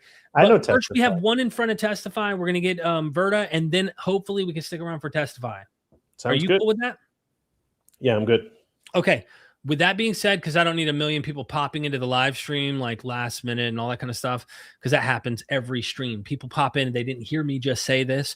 I'm going to go ahead and remove the pinned ordeal. That way we don't end up dealing with 7 more people. Yes. Yeah, and I definitely don't want that because that happens every time. I'm sure others know what that's like. Okay, Verta, what's up? Verta. Nothing. I just try to add them, and that's fishy to me. I'm not gonna lie. Like I got to be very cautious about what happens here. Because people can try to hurt your channel. And if you don't know what's going on the screen, you never know. So I just tried to add them on the screen. All right. Testify. You got to show your camera, man. I got to know this is really you because anyone could come in. Okay. Awesome. Thank you, dude. Okay. You understand how this game works on YouTube, bro. So you should know. Welcome, man. Hey. Yeah, thanks. I'm sorry. Not on camera now. I know I just kind of flashed real quick. You're driving. I'm driving. Yeah, I'm at work and all that jazz. So Stay alive, yeah, please. sorry. Trust me, I'm fine. Everything's hands free. Yeah. So, Okay, dude, good. long time no chat, and obviously, I don't have to ask if you believe. You know. Yeah, I mean, we've had our fun discussions before, Derek. So I've think you watched kinda know your where I'm at. channel. I've watched many a video on your channel, so it's nice to meet you because I've never met you I think before. I just came across your channel recently. Somebody shared like a video in a Discord group or something. So Uh-huh. I didn't get to watch much yet, but Oh, it's all right. yeah, seems. Well, we're glad to have you seems on. legit. So yeah, let's talk about the resurrection. I believe you're a maximal facts. You hold to the maximal facts case. Is that correct? I am a dirty McPologist. Yes, he is. You know what? We've had our beef, haven't we, Eric? In the past, we've had some pretty rough moments. We're going to disagree, but I think, you know, at the end of the day, my goodness, we can be cordial. We can agree to disagree and have engagement, debate, discuss, whatever, and go from there. You know? No. I'm going full Jay Dyer, Andrew Wilson Oh, on you. please I'm just don't. kidding. I'm kidding. Please don't I'm go. kidding. I'm kidding. I'm kidding. So No. We're good frenemies, Derek. So yeah. I'll Go ahead, I'll Steve. unpack some of my beliefs here, just so that the burden's not totally on you. I'm an adherent of the of James Fodor's RHBS model, which I do think can adequately account even for a maximal case. Are you familiar with James Fodor's model? It's been a while since I looked at it. I think I've read up on it before. I'm vaguely familiar. It's like RHBS, something like that. I don't know. Yeah, so yeah, it's like RHBS. So the R stands for reburial. So Right. like I believe that the way to account for the empty tomb is postulating that either Jesus's body was moved by Joseph of Arimathea, and it was originally just intended to be a quick burial, which the Gospel of John kind of hints at, or that Jesus's tomb was robbed by grave robbers, which I actually think is more plausible, especially given like the Nazareth inscription. So that's R, and then H stands for hallucinations. And as far as Fodor posits it, he doesn't posit any group hallucinations. He posits personal hallucinations that eventually, through group religious experience and through things like maybe hysteria and suggestibility and like social and emotional contagion, might have led to group experiences. And then the B and the S do not stand for what some of the viewers think it stands for. The B stands for biases and the S stands for socialization. And so this kind of accounts for how we can get stories, even from eyewitnesses later on, that, this person saw Jesus, we ate with Jesus, so on and so forth, through things like memory distortion, reconstructive recall, memory conformity, collective memory, groupthink, all these different types of social and psychological phenomena that we know happen. And so that's how I would account for the facts that are in the gospel. And then that's me trying to give a lot of ground to someone like you, saying, okay, let's assume that we have eyewitness testimony and that they're largely reliable. Gotcha. Can I ask you like some philosophical kind of background questions? Sure. If that's okay. Sure. I mean, if Jesus was resurrected from the dead, like what would you expect to see? If Jesus was resurrected from the dead? Yeah, well, I mean, maybe more to the point, and you could let me know if you're one of these evil Humians or something. No, I'm just messing with you. But like, is testimony? Would you say testimony could be sufficient to establish a miracle for you? Oh, so that's a good question. Man, because I feel like that kind of drives some of the background of how we could possibly approach the evidence. I'm not saying it has to, sure, but I'm saying that it could kind of cause us to have different different standards than one another. I think we both should have a high evidential bar. Don't misunderstand me. Like that would be, we'd be stupid to, I'm an opponent of a lot of bad approaches to the resurrection. I want people to follow the evidence, and I want them to be able to follow the best evidence. But some people would just say, like, well, testimony, there's no amount of testimony that could ever establish a miracle claim, that like Jesus himself would almost have to do X, Y, and Z in front of me in order for me to believe. And so I just want to know, why are you telling me, dude? I mean, what's that? I mean, I thought we were frenemies. Now you want to be full on enemies? I'm just kidding. Go ahead. No, yeah, I mean, I'm not a Matt Dillahunty type where I'd say, well, first off, with his whole, claims are not evidence, I don't accept that. There is testimonial evidence, absolutely. It is hard for me to say what I would accept from antiquity, just because the cultural zeitgeist of antiquity was just mired in superstition and gullibility. And I'm not saying that people back then were stupid. I'm not, I don't want to be accused of what C.S. Lewis called chronological snobbery. Sure. But to me, the culture of the time was just saturated in again, superstition and gullibility. So it's just hard for me to find testimony from then that would be adequate to justify a miracle. Now, your question was more, is there any testimony even today, right? Are you also including like what testimony today might convince me? I mean, it could. I mean, we could include that. I'm just wondering if testimony at all could ever like persuade you of a miracle claim. Yeah, not something you own. No, sorry, go ahead. Yeah, not like something you've personally witnessed, but just testimony of some sort of variety. Right. I definitely wouldn't rule it out. I'm not a naturalist. I kind of brought this up at the beginning of the call, which I'm sure you weren't tuned in at that point, but I'm not a metaphysical naturalist. I'm very much metaphysically neutral, and that's part of the reason why I call myself an agnostic. Okay. So yeah, I mean, I definitely think it's possible. I've had friends and family members tell me stories of things, and I don't dismiss it right off the bat. I've even had an atheist that I used to work with tell me a story of something that he experienced that he could not explain, that I could not explain. And I wasn't going to just dismiss it out of hand. But a lot of times I just remain agnostic. I don't know what to do with it. Like one miracle account that I really don't know what to do with are a lot of Virgin Mary appearances, like the miracle at Zaytun, when you have thousands of people that see something like that. Like, I don't know what to do with that. I don't dismiss it. I don't dismiss it out of hand. But I've never seen a good naturalistic explanation for it. And again, I'm not a naturalist, but in ordinary circumstances, I will accept, normal, plausible naturalistic accounts. But yeah, I mean, there's plenty of accounts throughout history like that, where I'm just like, I don't know what to make of this. The evidence isn't good enough for me to say I believe that this happened, but I definitely believe something out of the ordinary happened. So yeah, I don't think my bar is as high as a Humean or someone like a Matt Dillahunty. So I don't know, hopefully that answers your question.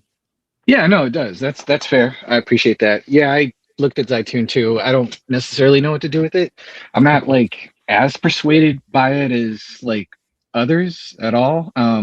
Yeah, I'm Protestant, but I don't know what to do with some of the not so much the apparition stories from Lourdes, but the healings, because the healings will and I know Derek has a mutual friend and I with Caleb Jackson. A lot of those healings that are associated with the apparition do go through like a really thorough process of vetting in terms of like miraculous healings and different things like that, that don't necessarily sit comfortable. So no, that's good to know. So well, we don't have to belabor that then, because you're open to evidence if it's there. Sometimes with the Humean, it's just like no amount of testimony is ever going to establish a miracle. So it's kind of like, well, then until we get past an impasse like that, it's kind of like I find the whole resurrection discussion to be like, why are we having this discussion if like different people have different standards of evidence? That's why I'm staying silent too, because I do have a higher bar. I feel I am very skeptical of testimonial evidence as persuasive of miraculous things. I'm not going to just hand wave as if you're not having an experience, but I would probably gravitate to try and explain it through natural means, because that's just what my go-to would be. It's more likely to me that would be the case. versus the miracle. But I don't want you having a conversation with two different people who have two different kind of thresholds on how they might approach this material. And plus, we've talked before. So I do agree with you that, you know, we wouldn't even be able to get off like that initial step, though I'm not saying that testimony doesn't count as evidence. Sure. I saw the Alex O'Connor kind of the back and forth thing. The Joe Schmidt. That was a really good back and forth, actually. It was very educational for everyone, including atheists who often hear that's not evidence. It's like, well, hold on. Don't take the word evidence as proof or something. It's like they kind of, I think, synonymously imagine when you use the word evidence, that somehow makes something like the proof of, right? Like you can say, hey, I have evidence that Muhammad split the moon. You can find out that evidence doesn't work. At the end of the day, you can go, nice try. You know, it's legendary. It's whatever. Like you can grant those things, but that gets into like, I think a lot of people have heard that recycled. So, all right, enough of my conversation. Eric, we can always do this too in the future with you and me or whatever. You know what I mean? We're like, oh yeah, sure. No, you're good. Steven should continue because I'm actually enjoying this. Yeah, no worries. Eric, if you want to pick up from where you left off, and yeah, that's fine. And so, and do keep in mind, I'm literally, this is my, I work part-time besides doing the YouTube. So I'm literally sitting at a school just waiting for kids to get out. I work with like before and after school kids with a program with my church. So obviously you guys are rapping anyway, so I don't think we'll take all that time. But if you hear a bunch of kids coming, it's like, okay, that's my cue to go. Yeah, no worries. It's gonna be like 20 minutes probably at least. So we'll value you while we have you. Yeah, no worries. So we're gonna I guess and get killed. Did you hear that caller? What's that? No, I didn't hear any callers. Okay. I just kind of saw you were live and I was like, resurrection, that's cool. Later, you'll see, but go ahead. Okay. Yeah. So you said you hold to Fodor's model and you think that it could cover a maximalist case. I think in that case, you would have to say that the writers necessarily weren't exaggerating. It was the witnesses who were mistaken. I mean, is that my understanding, or at least they were? I mean, there might be some exaggeration. I mean, I think even with a faithful historian, there's going to be some exaggeration. But yeah, I don't think I can make a case for legendary development that well with the maximalist case. So I think I would have to lean a little bit more on different types of cognitive and social and psychological biases and blind spots for that. Would you rather press it on what the Gospels actually are, or do you want to just stick with the model and just say that I can account for it with maximal data? It's like, because I think we're probably going to disagree mostly on what the Gospels actually are. But on the other hand, if you want to say I can grant that for you, and I'll still say that the resurrection isn't the best explanation, Fodor's got a better model that better accounts for the data, then we could do that too. It just depends on which direction you would prefer to go. I think we can go the latter option. The Fodor option? Okay. Yeah. So for me, I guess, how does that work? I mean, explain that, because from the details of the testimony, just granting the Gospels as eyewitness accounts, you have multi-sensory appearances that are group appearances. They're extended across time. They come by prior appointment, by just interruption. There's different times of day. There's soft-headed people, like, soft-hearted people like, say, Mary Magdalene. You have people that are more hard-hearted and like Thomas or something like that. Sure. You have them extended across a period of 40 days, at least according to Acts, although we don't get all the details what all those appearances were exactly like. And so you'd have to kind of, I feel like the burden would be to show, like, psychologically how that is plausible, and then the willingness, I would say, and you could push back on any of this point. I'm thinking out loud, trying to play devil's advocate in my own head as I'm talking about, like, them with being this willingness to suffer. If it's like this, like, they weren't really that great, but then they kind of exaggerated, and yet they're still willing to suffer. And so, like, how does that work psychologically from you? I feel like that would be kind of like a harder burden. This is why I feel like the maximalist case doesn't really stumble across any of these arguments. The argument just goes, what are the Gospels? But anyways, I'm kind of rambling, so go ahead. No, you're fine. So I think a couple things. First off, one of the things I've mentioned throughout this live stream is, again, the individuals of that time were extremely superstitious, extremely gullible. And so I don't think that they had such a high burden to believe that they experienced the things that they believed. And again, I could cite, just to give an example, I have here a quote from Tacitus because I think it's a really important quote. And so Tacitus once relayed that. He said, quote, that everything gets exaggerated is typical for any story. All the greatest events are obscure. While some people accept what they hear as beyond doubt, others twist the truth into its opposite, and both errors grow over subsequent generations. And Tacitus is kind of relaying what I'm saying, which is that people just believed things without doing so much detective work. And so I would argue that the disciples were likely like that. And what can usually happen in religious settings like this is, let's say you have Peter and Mary that had a hallucination of, again, a personal hallucination, not a shared intersubjective hallucination. And then they come to the group and they tell people what they've seen. And if there was an empty tomb there, you have enough of a catalyst for, again, reconstructive recall, memory conformity, memory distortion, collective memory to take place over many years. And I think that we see signs of this in the Gospels because the Gospels, I think, are the most contradictory when it comes to the resurrection. They can't seem to agree on where Jesus first appeared to a group. You have a lot of obscurity and ambiguity over people not recognizing Jesus, which is really strange. It's really, really strange that some people claim to not have recognized Jesus as they were talking to him face to face.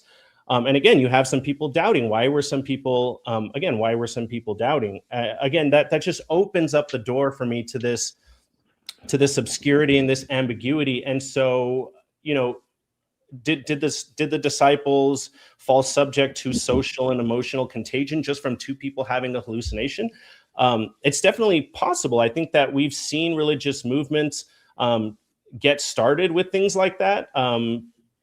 And so we have evidence that this happens, that these types of things happens. I don't know that I can give you exactly a concrete story of like, let's say how the Doubting Thomas story started. But again, I think that we know enough about sociology and psychology to understand how these things can happen. And I think even if we look, and again, you said you were rambling, and so now I'm sorry, I'm rambling, but no, you're good. We can even look at the Gospels themselves and look at something like the fact that some Jews came to believe that John the Baptist had resurrected. Herod even says that he believes that Jesus was John the Baptist raised from the dead. And so here we see that, again, the people of this time period, they didn't need amazing evidence to believe that someone had raised from the dead. They could just hear stories about Jesus and say, oh, that sounds to me like John the Baptist. I think John the Baptist has come back from the dead, even though you could go, John the Baptist's head was cut off, right? It just shows the cultural zeitgeist of the time, and that it didn't take a whole lot for people to come believe these extraordinary claims. Well, I mean, I think the ancients had a pretty good understanding that dead people would tend to stay dead. And so, I mean, you mentioned John the Baptist. The only thing that we have from that was the one video of yours that I saw. I thought that was interesting. And I was like, ooh, I'll hit subscribe and come back to this guy. Oh, thanks. I appreciate it. But what raised some questions for me in that particular video was like the only place that we see that, and you can correct me if I'm wrong, if I'm misremembering something, is we just have Herod repeating something that he had heard and that something that he had believed. Herod was already, we know, probably if he's anything like his daddy, a pretty paranoid person about his power. He probably felt grief and guilt over being basically responsible for getting this man killed. We know from Josephus that he feared that like he could cause an uprising against him, and that basically his marriage to his wife created a border war between him and I think it was Aretas or somebody. I could be mistaken. I don't have my notes in front of me, and so you would know probably better than me. So yeah, so it's just like we only have like this kind of one kind of offhanded remark of somebody who's paranoid, and I don't really find that as like strong evidence. I mean, we see that like, it seems like the Gospels even portray that as kind of a strange thing. Like they're just like, yeah, he believed this weird thing. And so hopefully I'm making sense, but I guess I just don't really see that as like strong evidence necessarily of credulousness, and like, well, there could have been this John the Baptist movement too. We don't have the kind of heretical reportedly appearances of John. We certainly don't have a movement of people that were willing to suffer on behalf of John appearances after his death or anything else like that. It just seems like there was still somewhat of a movement with John the Baptist. We see that even in Acts, people as far as Ephesus still, being familiar with them and following his teachings, but it's not, the same. It's not on the basis of any sort of miracle. They just believe that he was a prophet. And so I don't know if I find that particularly like strong. Yeah. And so, I mean, I understand what you're saying. People could have been more credulous or different things like that in ancient times. But on the other hand, like, they're familiar with death. They're more familiar with death than we are, in the sense that like there's a higher mortality rate, younger mortality rate. Like they don't just pay somebody to bury their dead. They usually do it themselves, and on it goes. And so I think that they still had a pretty good understanding that dead people stay dead. And I think that's why that explains some of the earlier like doubts and different things that you even mentioned in the Gospels, is that like, this is kind of a hard thing for them to believe. So anyway. Yeah, no, I think you brought up some good points. So if I can address them. So first off, it wasn't just Herod. There's a couple different passages, actually. There is one passage where they talk about Herod specifically believing that Jesus was John the Baptist, but then there's another passage, and I don't know the, you guys that are watching can look it up. But yeah, where Jesus says, who do people say that I am? He says, who do the people say that I am, right? And what's interesting is they name off some Jewish prophets like Elijah, and then they say, and some say that you're John the Baptist. So it wasn't just Herod. Apparently there were whole droves of people that believed this. And the other thing, and so what this demonstrates is that you could have large groups of people, and again, I don't know how large, but more than one person seemingly in antiquity that could come to believe on what seems to be very poor evidence. They could come to believe that someone was raised from the dead on not very good evidence. And the other thing that I'll say, and then I'll let you answer, is what I found interesting was you're giving reasons for why Herod, you're almost kind of psychoanalyzing Herod for what it would take for him to come to believe that John the Baptist had resurrected from the dead. And that's basically the same thing that I'm positing for the disciples, right? Sure. We can posit what are known psychological and sociological commonalities that might apply to someone in the disciples' position, just like you were doing with Herod, right? Like you're like, we can account for why Herod believed Jesus or John the Baptist was raised from the dead, because look at his psychological state, and look at these, he was feeling grief over, over the things that you mentioned. So, I think that's kind of a double-edged sword. Yeah, no, I'm not saying that we can't psychoanalyze to a certain extent, or at least try to from our armchair a little bit. People that have been dead for 2,000 years. So I'm not saying that like you can't do that or that's not fair. I'm just saying in the case of like the John the Baptist, we just don't have any details of any of the testimony whatsoever. Right. We know that they could have believed that somebody was resurrected from the dead. And I don't use the N.T. Wright, William Lane Craig argument that like this was just so unprecedented and so unexpected. I do think that they tend to oversell that evidence a little bit. For the very reason that you bring up, like 100%. I don't think that that's like a very strong argument. What I would go back to is like the details of the actual testimony, and like what we have for John the Baptist is like weaker than what we would even have for like, say, a minimal facts case for the resurrection. We just have some kind of early belief that's stated by Herod and maybe some of John's followers who are completely unnamed. We don't know anything about the details of like what they would have experienced or led them to that particular belief, other than they see Jesus performing apparent miracles, and they're not sure how to explain that. And Right, that could be explained also as just them thinking like, well, he has the anointing of John the Baptist or the anointing of Jeremiah. I mean, they did kind of see, I think there is an argument that you could make that that's how they may have saw these things. It's not decisive either way. And so like, it's a parallel. I just don't find it to be like a particularly strong parallel other than to show, well, yeah, ancient people could believe weird things. Well, that's something that we know. Modern people can believe weird things today. I mean, so I just don't think it gets us down the road very far. Yeah, and I wouldn't base my entire argument against the resurrection. Right, the RHBS model is not, the B doesn't stand for not. Baptist. And any, and it's just a slight parallel, as you said. Like, you can't push it too far, and I'm definitely not.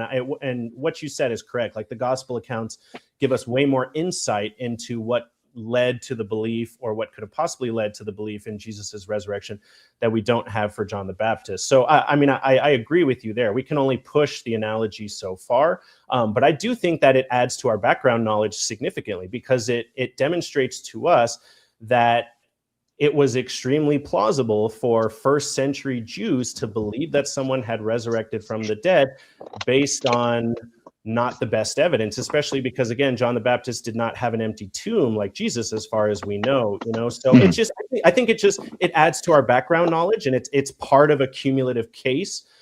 Sure. Yeah.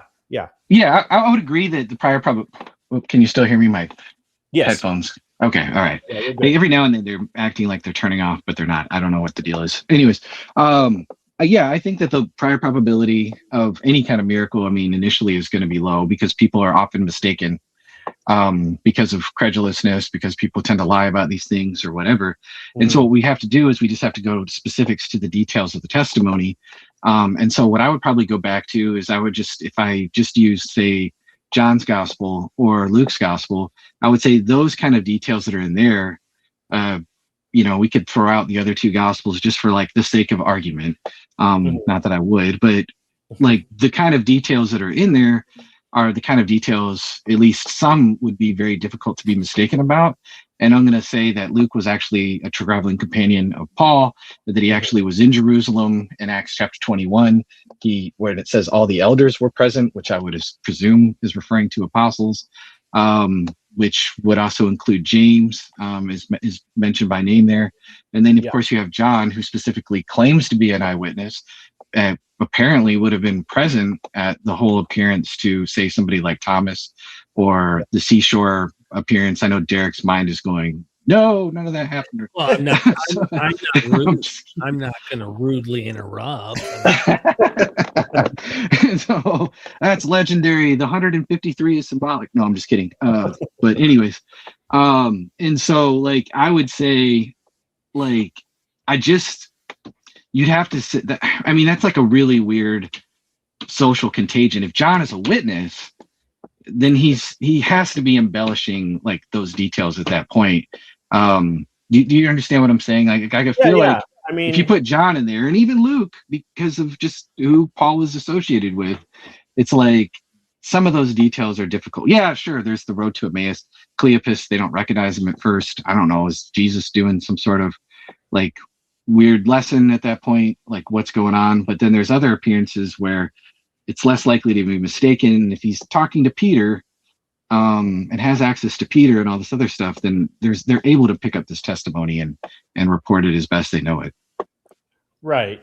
No, and I appreciate your point of view here. I think I think that sociology and psychology can easily rise to the challenge of things like this. Like, I don't know how many cases you've studied of things like mass hysteria or memory distortion. Like, take a case, and take a case like the Salem witch trials, right? Where you have people coming to believe that they've witnessed witches doing certain things. Now, you did have people in the Salem witch trials. Some of them were lying. Some of them were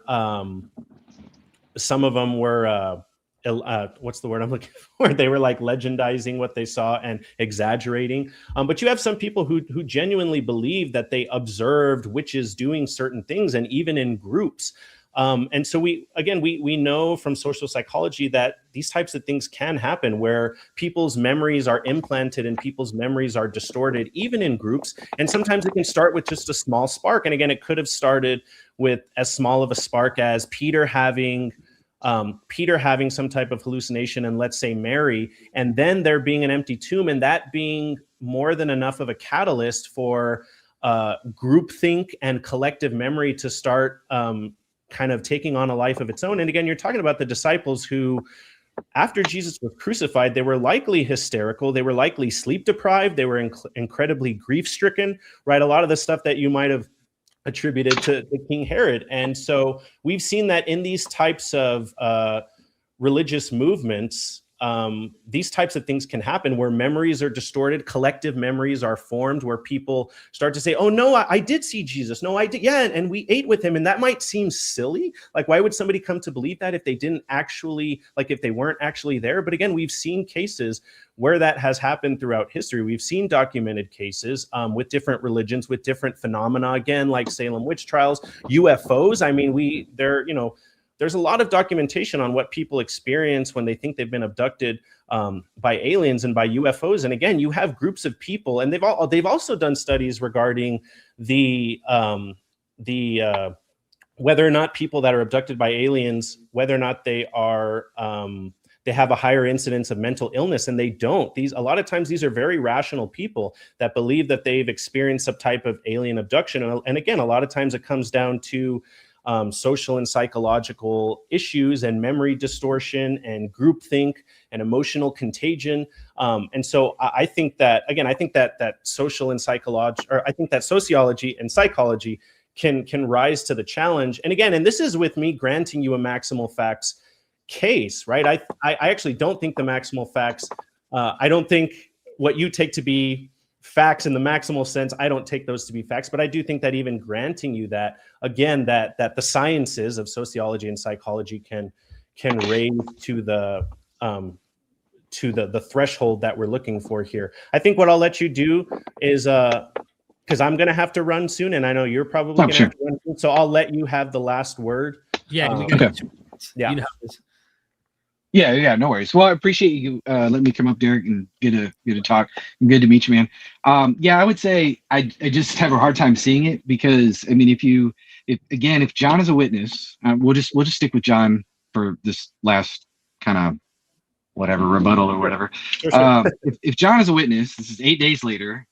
He appears to a group of people. He invites people to touch him. I just don't think, and like John is there.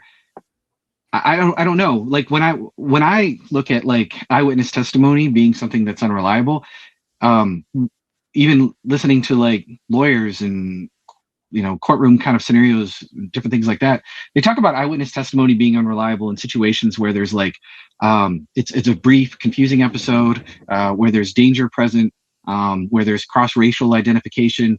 None of those things are present at all in this particular scenario. So John would really have to be kind of pulling something out of his behind here, and not being completely honest. And I just, based on the way that he goes about sharing his gospel in other ways, and I know Derek's mind is just exploding right now, like, no, that's true. But I think that he shows himself to be very honest. I think he shows himself to be very reliable. I think that he shows himself to be close up to the facts. I don't think that he's like 1 minute like feeling like I can just completely change the whole story up because that would be neat if I told it that way. And so I don't think that the psychological model can really account for those appearances, especially at the back end of John or like even with Peter. Eating breakfast on a seashore with your former dead rabbi. I just don't think that works very well. And so if I just were putting myself in your guys' shoes, I would just attack me on the Gospels and be like, no, that's not what they are. I don't think RHBS is going to do it, at least for the Gospel of John and probably Luke too. I would probably just say, no, those are just embellished statements by authors who were written long after the events that were anonymous. They weren't witnesses, and it's just a mix of fact and fiction. And I think that would probably be a stronger approach than Fedora's approach. I don't think it works either, but that would be a whole other stream, maybe in a future time or something. I hope you guys continue to do these, and For sure. because I've been trying to do the call-ins myself, and I know it can be weird at times and frustrating, and then also fun. And so it was a good chat, and I'm glad we got to. Yeah, it was a great chat. It was nice. Like I said, it was nice to meet you. I appreciate the discussion. I've been watching your channel for a while, so I think at one point I was going to call into Michael and Than's when you were there. So maybe at some point in the future I'll do that as well. But it was nice to meet you. Thanks for the discussion, and I look forward to correspondence in the future. Yeah, awesome, man. Yep. And anytime we're live and you see us like challenging Christians or whatever, man, feel free to jump in. And I wanted to allow you and Stephen to first exchange. You and me, if we've what would you say? We've studied sparred. each other, we've sparred before. But that's much to say too. But again, it's like I'm respecting my guests here who's joining me, and I really appreciate you coming on too, and of course giving us a lot more norm. We had a few callers. If you go back, watch this back, Eric. They were interesting. Completely, like one of them was like just not brushed up on apologetics, but one was like out there. Older man, you'll see. Just skip it. It was bad. It was bad. I get the Muslims with the smoke detectors chirping. So, and then they have no idea what they're talking about, and I can barely understand them. So I totally can sympathize. So, all right, guys. Well, appreciate it, man. Have a good one. Yeah, nice to meet you. Drive safe. Yep. Take care. Bye.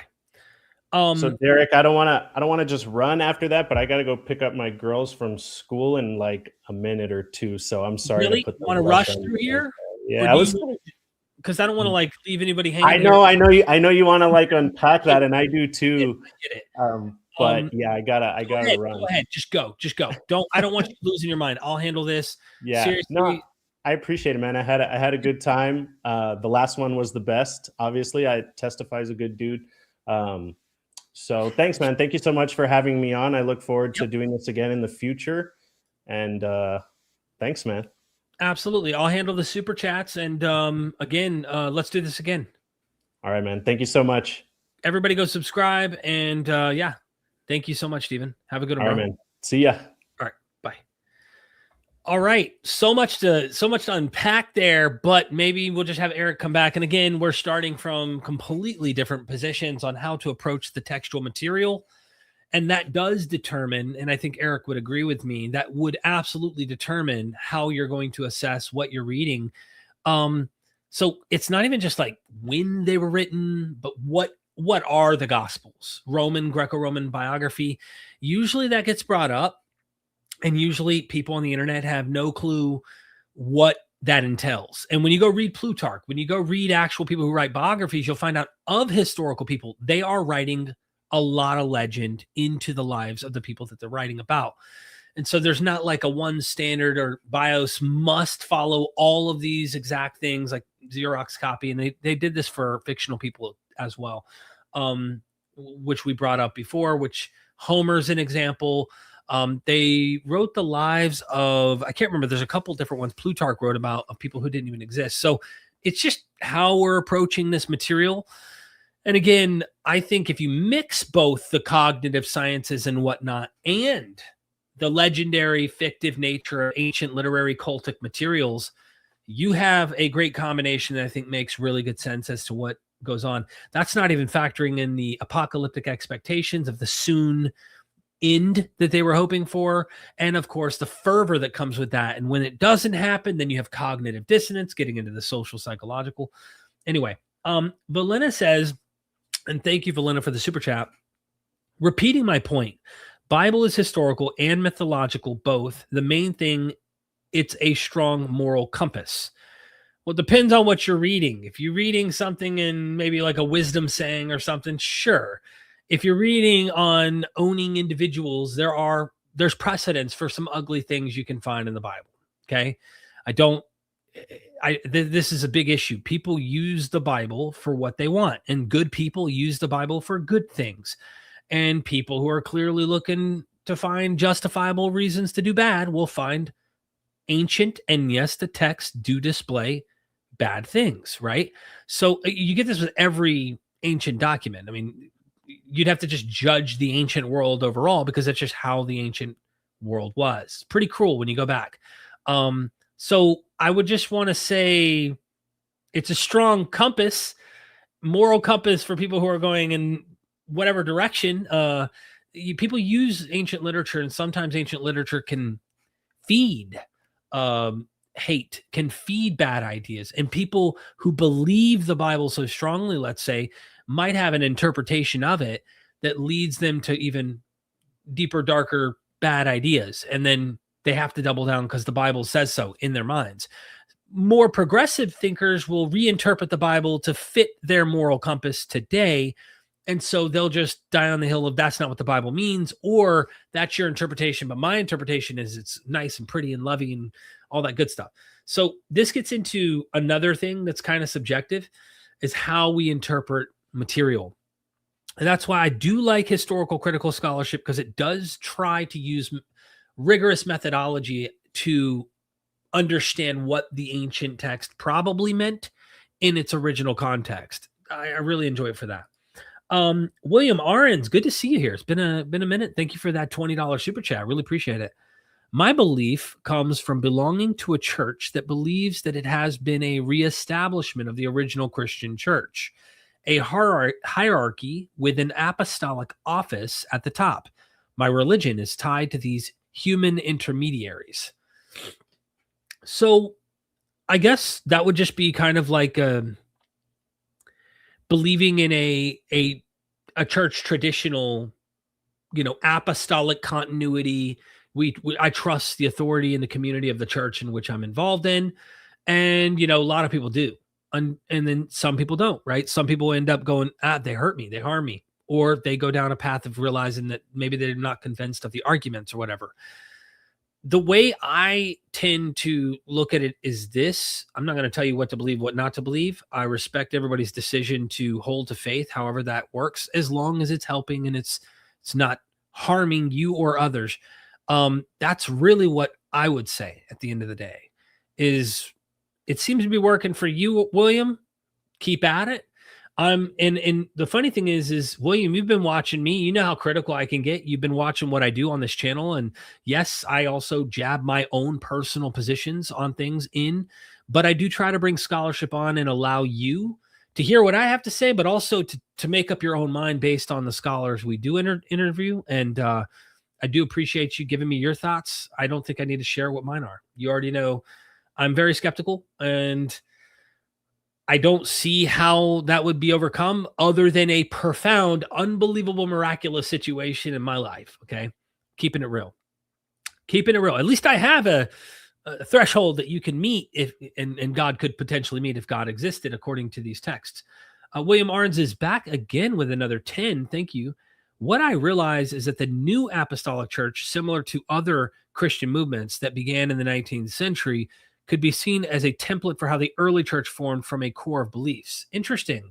So if I understand, if you're still in the chat here, are you suggesting that we should be looking at the new apostolic church to get an understanding of how maybe the earliest church did form and evolve its ideas? I don't know much about the new apostolic church, but I'm kind of curious if that's what you're trying to get at. So if that's the case, maybe I'm misunderstanding your prior super chat. I'm not sure. But help me, chat. Is that what William's saying?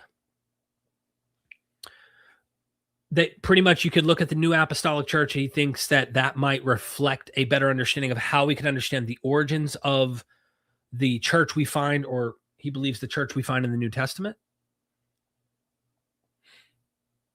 Waiting to see if anyone in the chat has a better understanding. I think I'm reading this super chat correctly.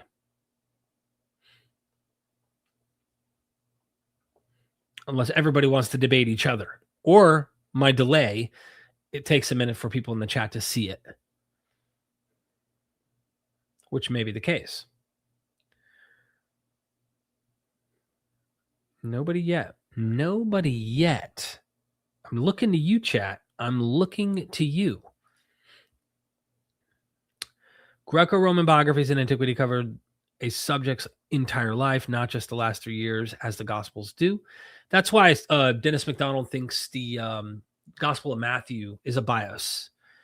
He thinks specifically with bios. I've got a book coming, hopefully, if Brill sends it, that actually questions the Gospels as folklore rather than bios. And these are like upper echelon critical scholars and stuff. It's not like absolute. And then there's also scholars like Steve Mason who argue that genre categories, these are all anachronistic, that we try to place these boundaries and categories onto text in the ancient world. And these are all modern problems. They're not ancient ones. Interesting.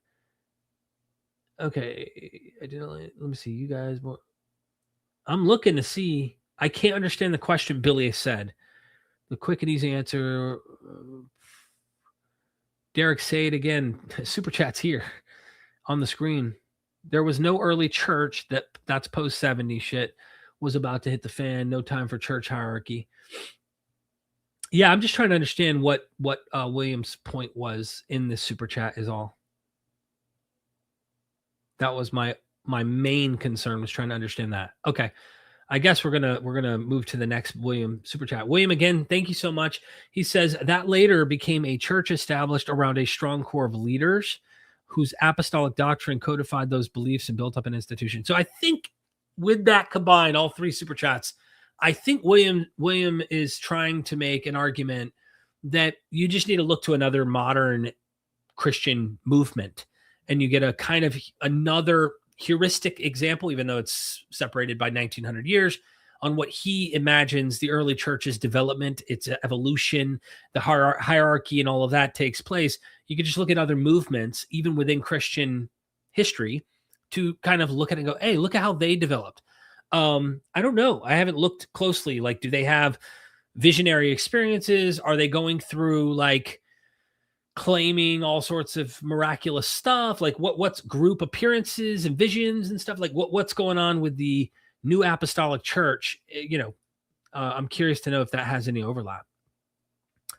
Thank you so much, Williams, for that super chat. Real quick, while I'm here in the chat, I think we ran out of supers. Billy says, Derek, did you ever cover the Cathars yet? We've talked about them in passing on the channel. I've never devoted a video to it. MythVision's all about this, right? So we will have to cover all of this stuff at some point. It's a lot to do. As we grow, hopefully, and things start kicking off and doing even better, I could potentially even hire additional editors, and then eventually we could start actually producing even more content, covering materials that, I'm not able to cover right now with the limited resources. But I do at some point plan on covering all sorts of stuff. I'd like to get into the Crusades and understand that historically. I'd like to get into all sorts of stuff. You guys know I dabble with Islam. I do all sorts of stuff that, not every channel does that. And I try not to be just polemical. I am polemical, don't get me wrong, but I don't try to be just polemical. My goal is to try and educate you and give you what scholars say too, right? Thank you for, again, the 80th millionth person. I'd be more than happy to. Wes Huff, I'd love nothing but the opportunity to actually have a conversation, debate, whatever he's comfortable with. I've reached out initially. There was no interest. He's booked till 2027. He's booked till, he's too busy. And until I get 5 million subscribers on my channel, and maybe I'll give him a softball pitch interview, he might decide at that point he would join me for an interview. Unlikely, just being honest with you. We have tried. He doesn't want to do it. So I know. I got a video coming, another one. Another 2 videos, actually. I didn't realize he was on these other bigger platforms. I've got one where I'm going to be critiquing Wes Huff's position with Michael Knowles, some like religious Catholic / political commentator, Michael Knowles. I've got a video coming on that. I've got a video with him. It's a longer one where I'm actually picking him apart from Sean Ryan show. The ex-Navy, or the retired Navy SEAL, Sean Ryan. And that one's going to be a long just dismantling of so much that he said on the episode. And if you're not going to invite people who have a critical scholarly perception on these big shows, the best we can do is try to attempt to make some noise using our platforms and respond to those episodes. So I've got some stuff coming. Yeah, I wish I'd love it. I'd love to have a debate with him. I would. I've got some debates coming up. I'm going to start doing more, and I'm doing these call-ins. I want to do some formal stuff. I'd love that, but we'll see. I mean, I think people were trying to put together a debate with him and Alex O'Connor or something. I don't know if that was even off the ground or if that was just hearsay. But yeah, you never know. You never know. We'll see. Great debate. Did you see the guy today that was losing his mind about the oh my gosh, about the Omni? You're going to get, he said, very soon someone's going to approach you with electronic money online. They're going to want to tattoo you or mark you with an Omni code. You're going to get $32,500 and I don't know, something dollars. And then he said, I'm going to come meet you in person and you're going to fall at my feet and die. And so I can't even, like, I'm going to have to clip that. Like, the world needs to see what in the world that was about, right? Like, holy smokes. Are you back, Steven? I'm back, man. Holy smokes. So did you handle it or something? Dude, I handled business. Just because they're down the street, man. They're down the street. Okay. I mean, I probably can't stay on too much longer because No, I can't neglect my children, you know. But no. But I didn't want to just leave you in the dust here, man. Hey, look, there are bigger priorities, and your family is, you know, the biggest priority of your life, and Of course I respect it. No, I respect it. If you didn't do that, I'd be like, If I was just like, somebody else will pick them up. They're all right. Yeah, like my kids can walk home. It's only 8 miles, you know. Yeah, like, it's not a big deal. they hitchhike with the neighbors all the time. They find rides. Random people bring That's them to the right. house. It's all good. That's right. But no, yeah. Did you want to unravel? I guess it's important because I was hoping after that discussion, I didn't want to intrude. Number one, because I was. No, I appreciate it. I appreciate it. Yeah, because I can get excited and involved, as you saw earlier, but I also feel like you maybe want to unpack some of your thoughts about it, and then, you know, again, shamelessly plug you, and maybe, you know, we'll close out. Shamelessly plugging me sounds a little bit sketchy there, Derek. Not that kind of plugging. Oh, okay. All right. Okay. You got plug and peg completely. I think it's shamefully plugging. Okay. Okay. Yeah, no, I mean, Emma, it was great to talk to him. I've never talked. What's his name? Because I just know him as Testify. Eric. Okay. Yeah. Eric, he's a good dude. Like, he's always, any of the times I've seen him in his, you know, debates or just on his channel, he's an amicable dude. So I really appreciate that.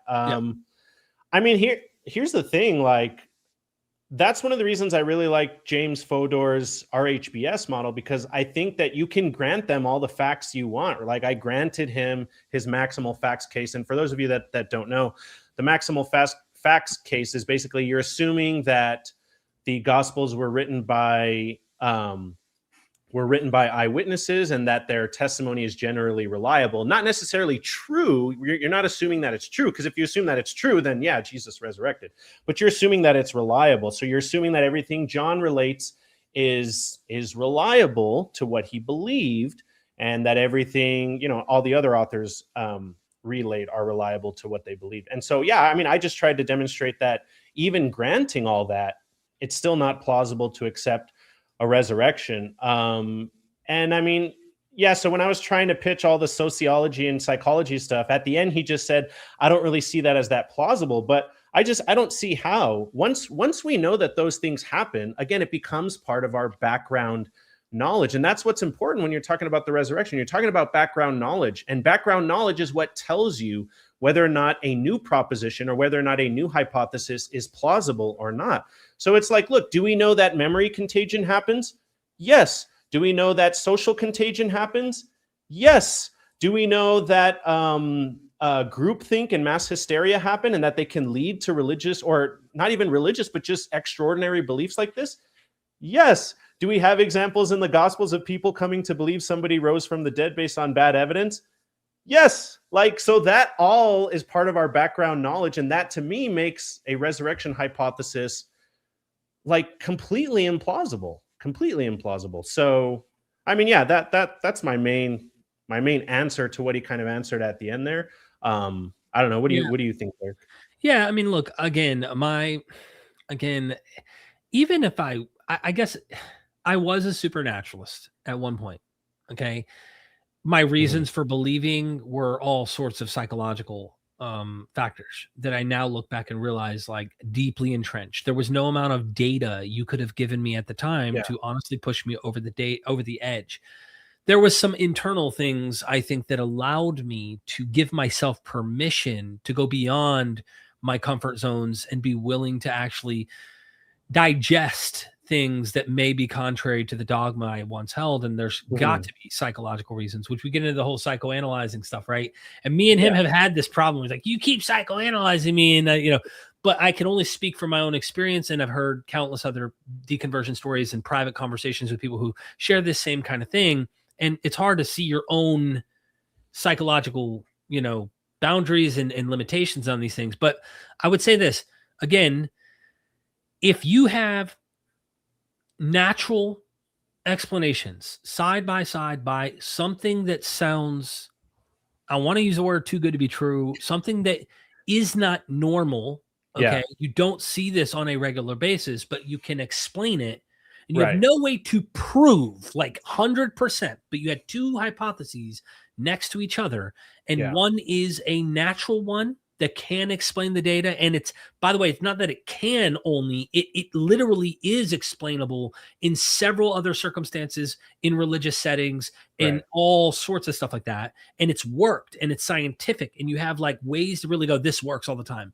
Yeah. Then you go to the other side and you have the claim, which is based on testimony. We'll just say written testimony. If I grant that word testimony is loaded, I don't even want to go too far into that because I do think this is literature and it's hard to know, is there a memory or not? Okay.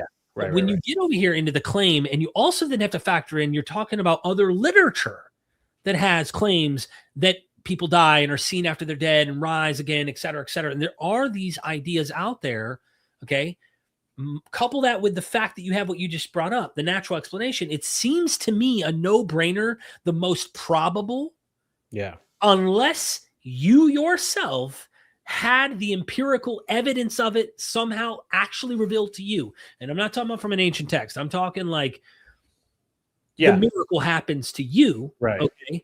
Then I don't see any real reason in an intellectual setting to suppose I have the facts historically. If you want to go, I have faith, cool, bring the faith card out, we get it. But like, it seems like a no-brainer. The more plausible explanation will become the natural one when we have a means by which explains that. That's just that's where I would go. I mean, it seems like a no-brainer to me, but they might, you're looking for like any and every piece of evidence that will pick this apart. And that's why Socrates was called the gadfly. Because he stung and annoyed like the gadfly does the horses, and if you're out on a farm, they call them horse flies, right? Sting you, and they are huge and they bother you because he always annoyed with pestering skeptical questions that led deeper in questioning. And the more data you start getting, the less plausible, the less believable, the less convincing. Yeah, I think it is, unless you yourself actually have that experience somehow. I just don't see any reason to intellectually leap to it personally. Yeah, and one of the questions he asked me, which was a good question, right, was like, what is testimony ever enough for me to believe in a miracle? And I told him, I don't think from antiquity, because of what you just said, and especially like, again, like the people from antiquity were just extremely gullible, extremely superstitious. And again, that's not to say that people nowadays aren't, but they're nowhere near what they were back then. And so, I might be more inclined to accept testimony today, but I've never encountered testimony that I was like, oh, okay, I'm going to believe that. I mentioned, like, I've encountered testimony that I'm like, I don't know what to do with that. I don't know. I'm not going to be super skeptical and say, oh no, there's no way that happened. You've talked to Dale Allison in person, and he's recounted stuff that he's experienced. Mm-hmm. And I'm certainly not going to say, well, Dale Allison is a crackpot Christian. He doesn't know what he's talking about. Like, no, dude, he's a very rational person.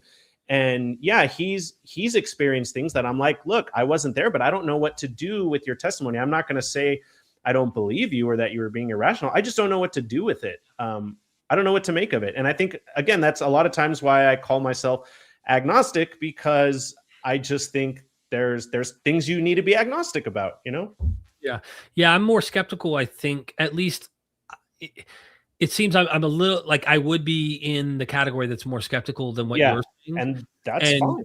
And I'm not so skeptical that evidence couldn't overturn it. The problem is, if we live in a world where that's how God operates, is that then I'm screwed. I am screwed. And it's sad, because I know that if they go, well, that's not how God operates. It's like, I've read your books. Okay. He does operate beyond that. In fact, he's intervened in history. He's shown, so that can't happen. You're telling me that he won't do that? Well, that's a ridiculous claim that you would expect God to do that. And it's like, I don't think it is ridiculous. I think No, I don't think it's ridiculous at all. Even taking this kind of maximalist approach, going into Matthew, the appearances on that mountain, some doubted. They're right there in the presence of supposedly the risen Christ. Some doubt what they're seeing, or whatever it is. They don't all agree. They don't all believe. And then, of course, the doubting tradition gets down into Thomas. Thomas says, unless I see and I touch and I feel and I, dude, if he's saying that days or a day later after the death, come on, bro, like 2026. Yeah. Can we not be like, does the skeptic not have the upper ground in being very cautious? And, that is why I'm very vocal and going, hey, no, I'm not convinced of this. But again, Allison, doesn't believe those experiences are psychological or hallucinogenic or whatever, like they're not. They wouldn't be categorized that. And I hear him. I respect his self-assessment here.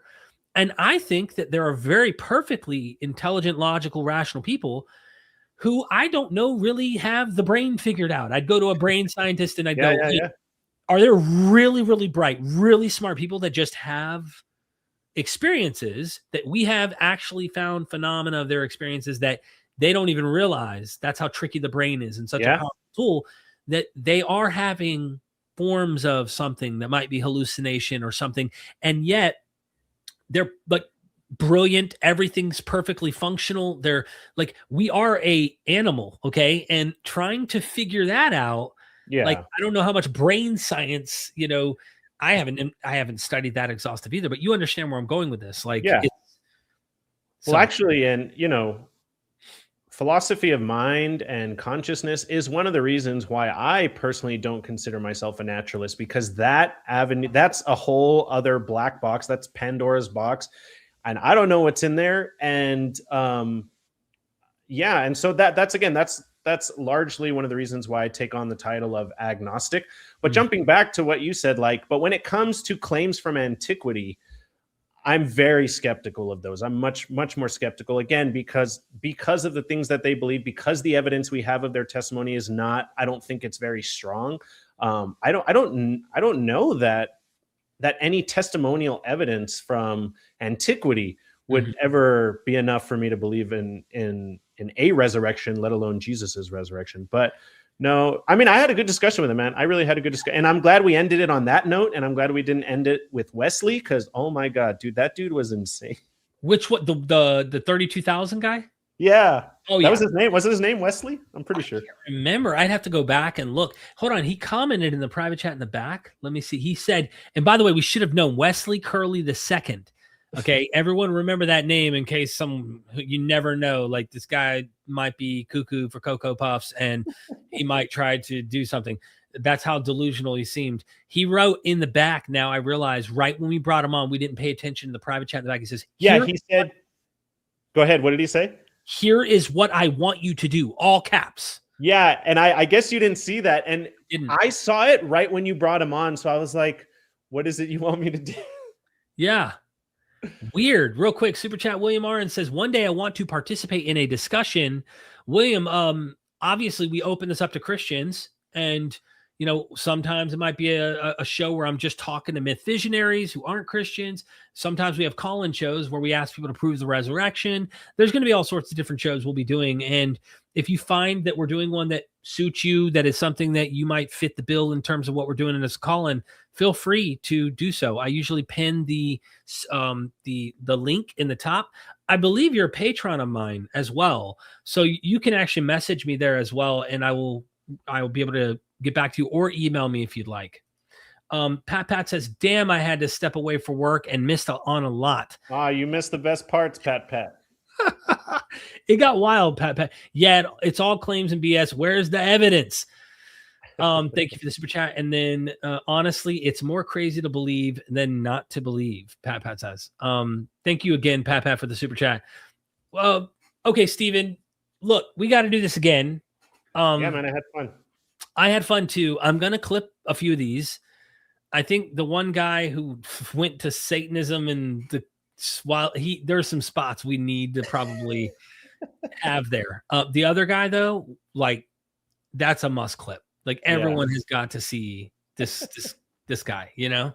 Yeah. I might just clip the discussion between me and Testify and put it on my channel if you're cool with that. Of course. And I think that was a good discussion. But yeah, dude, hey, that girl was nice. Joanne was cool. But yeah, dude, clip those other ones. That was funny. For sure. And again, you know, I didn't want to intrude because you were using a certain model and it would be like throwing in a wrench to the whole thing. Yeah, no, I appreciate it, man. You were super.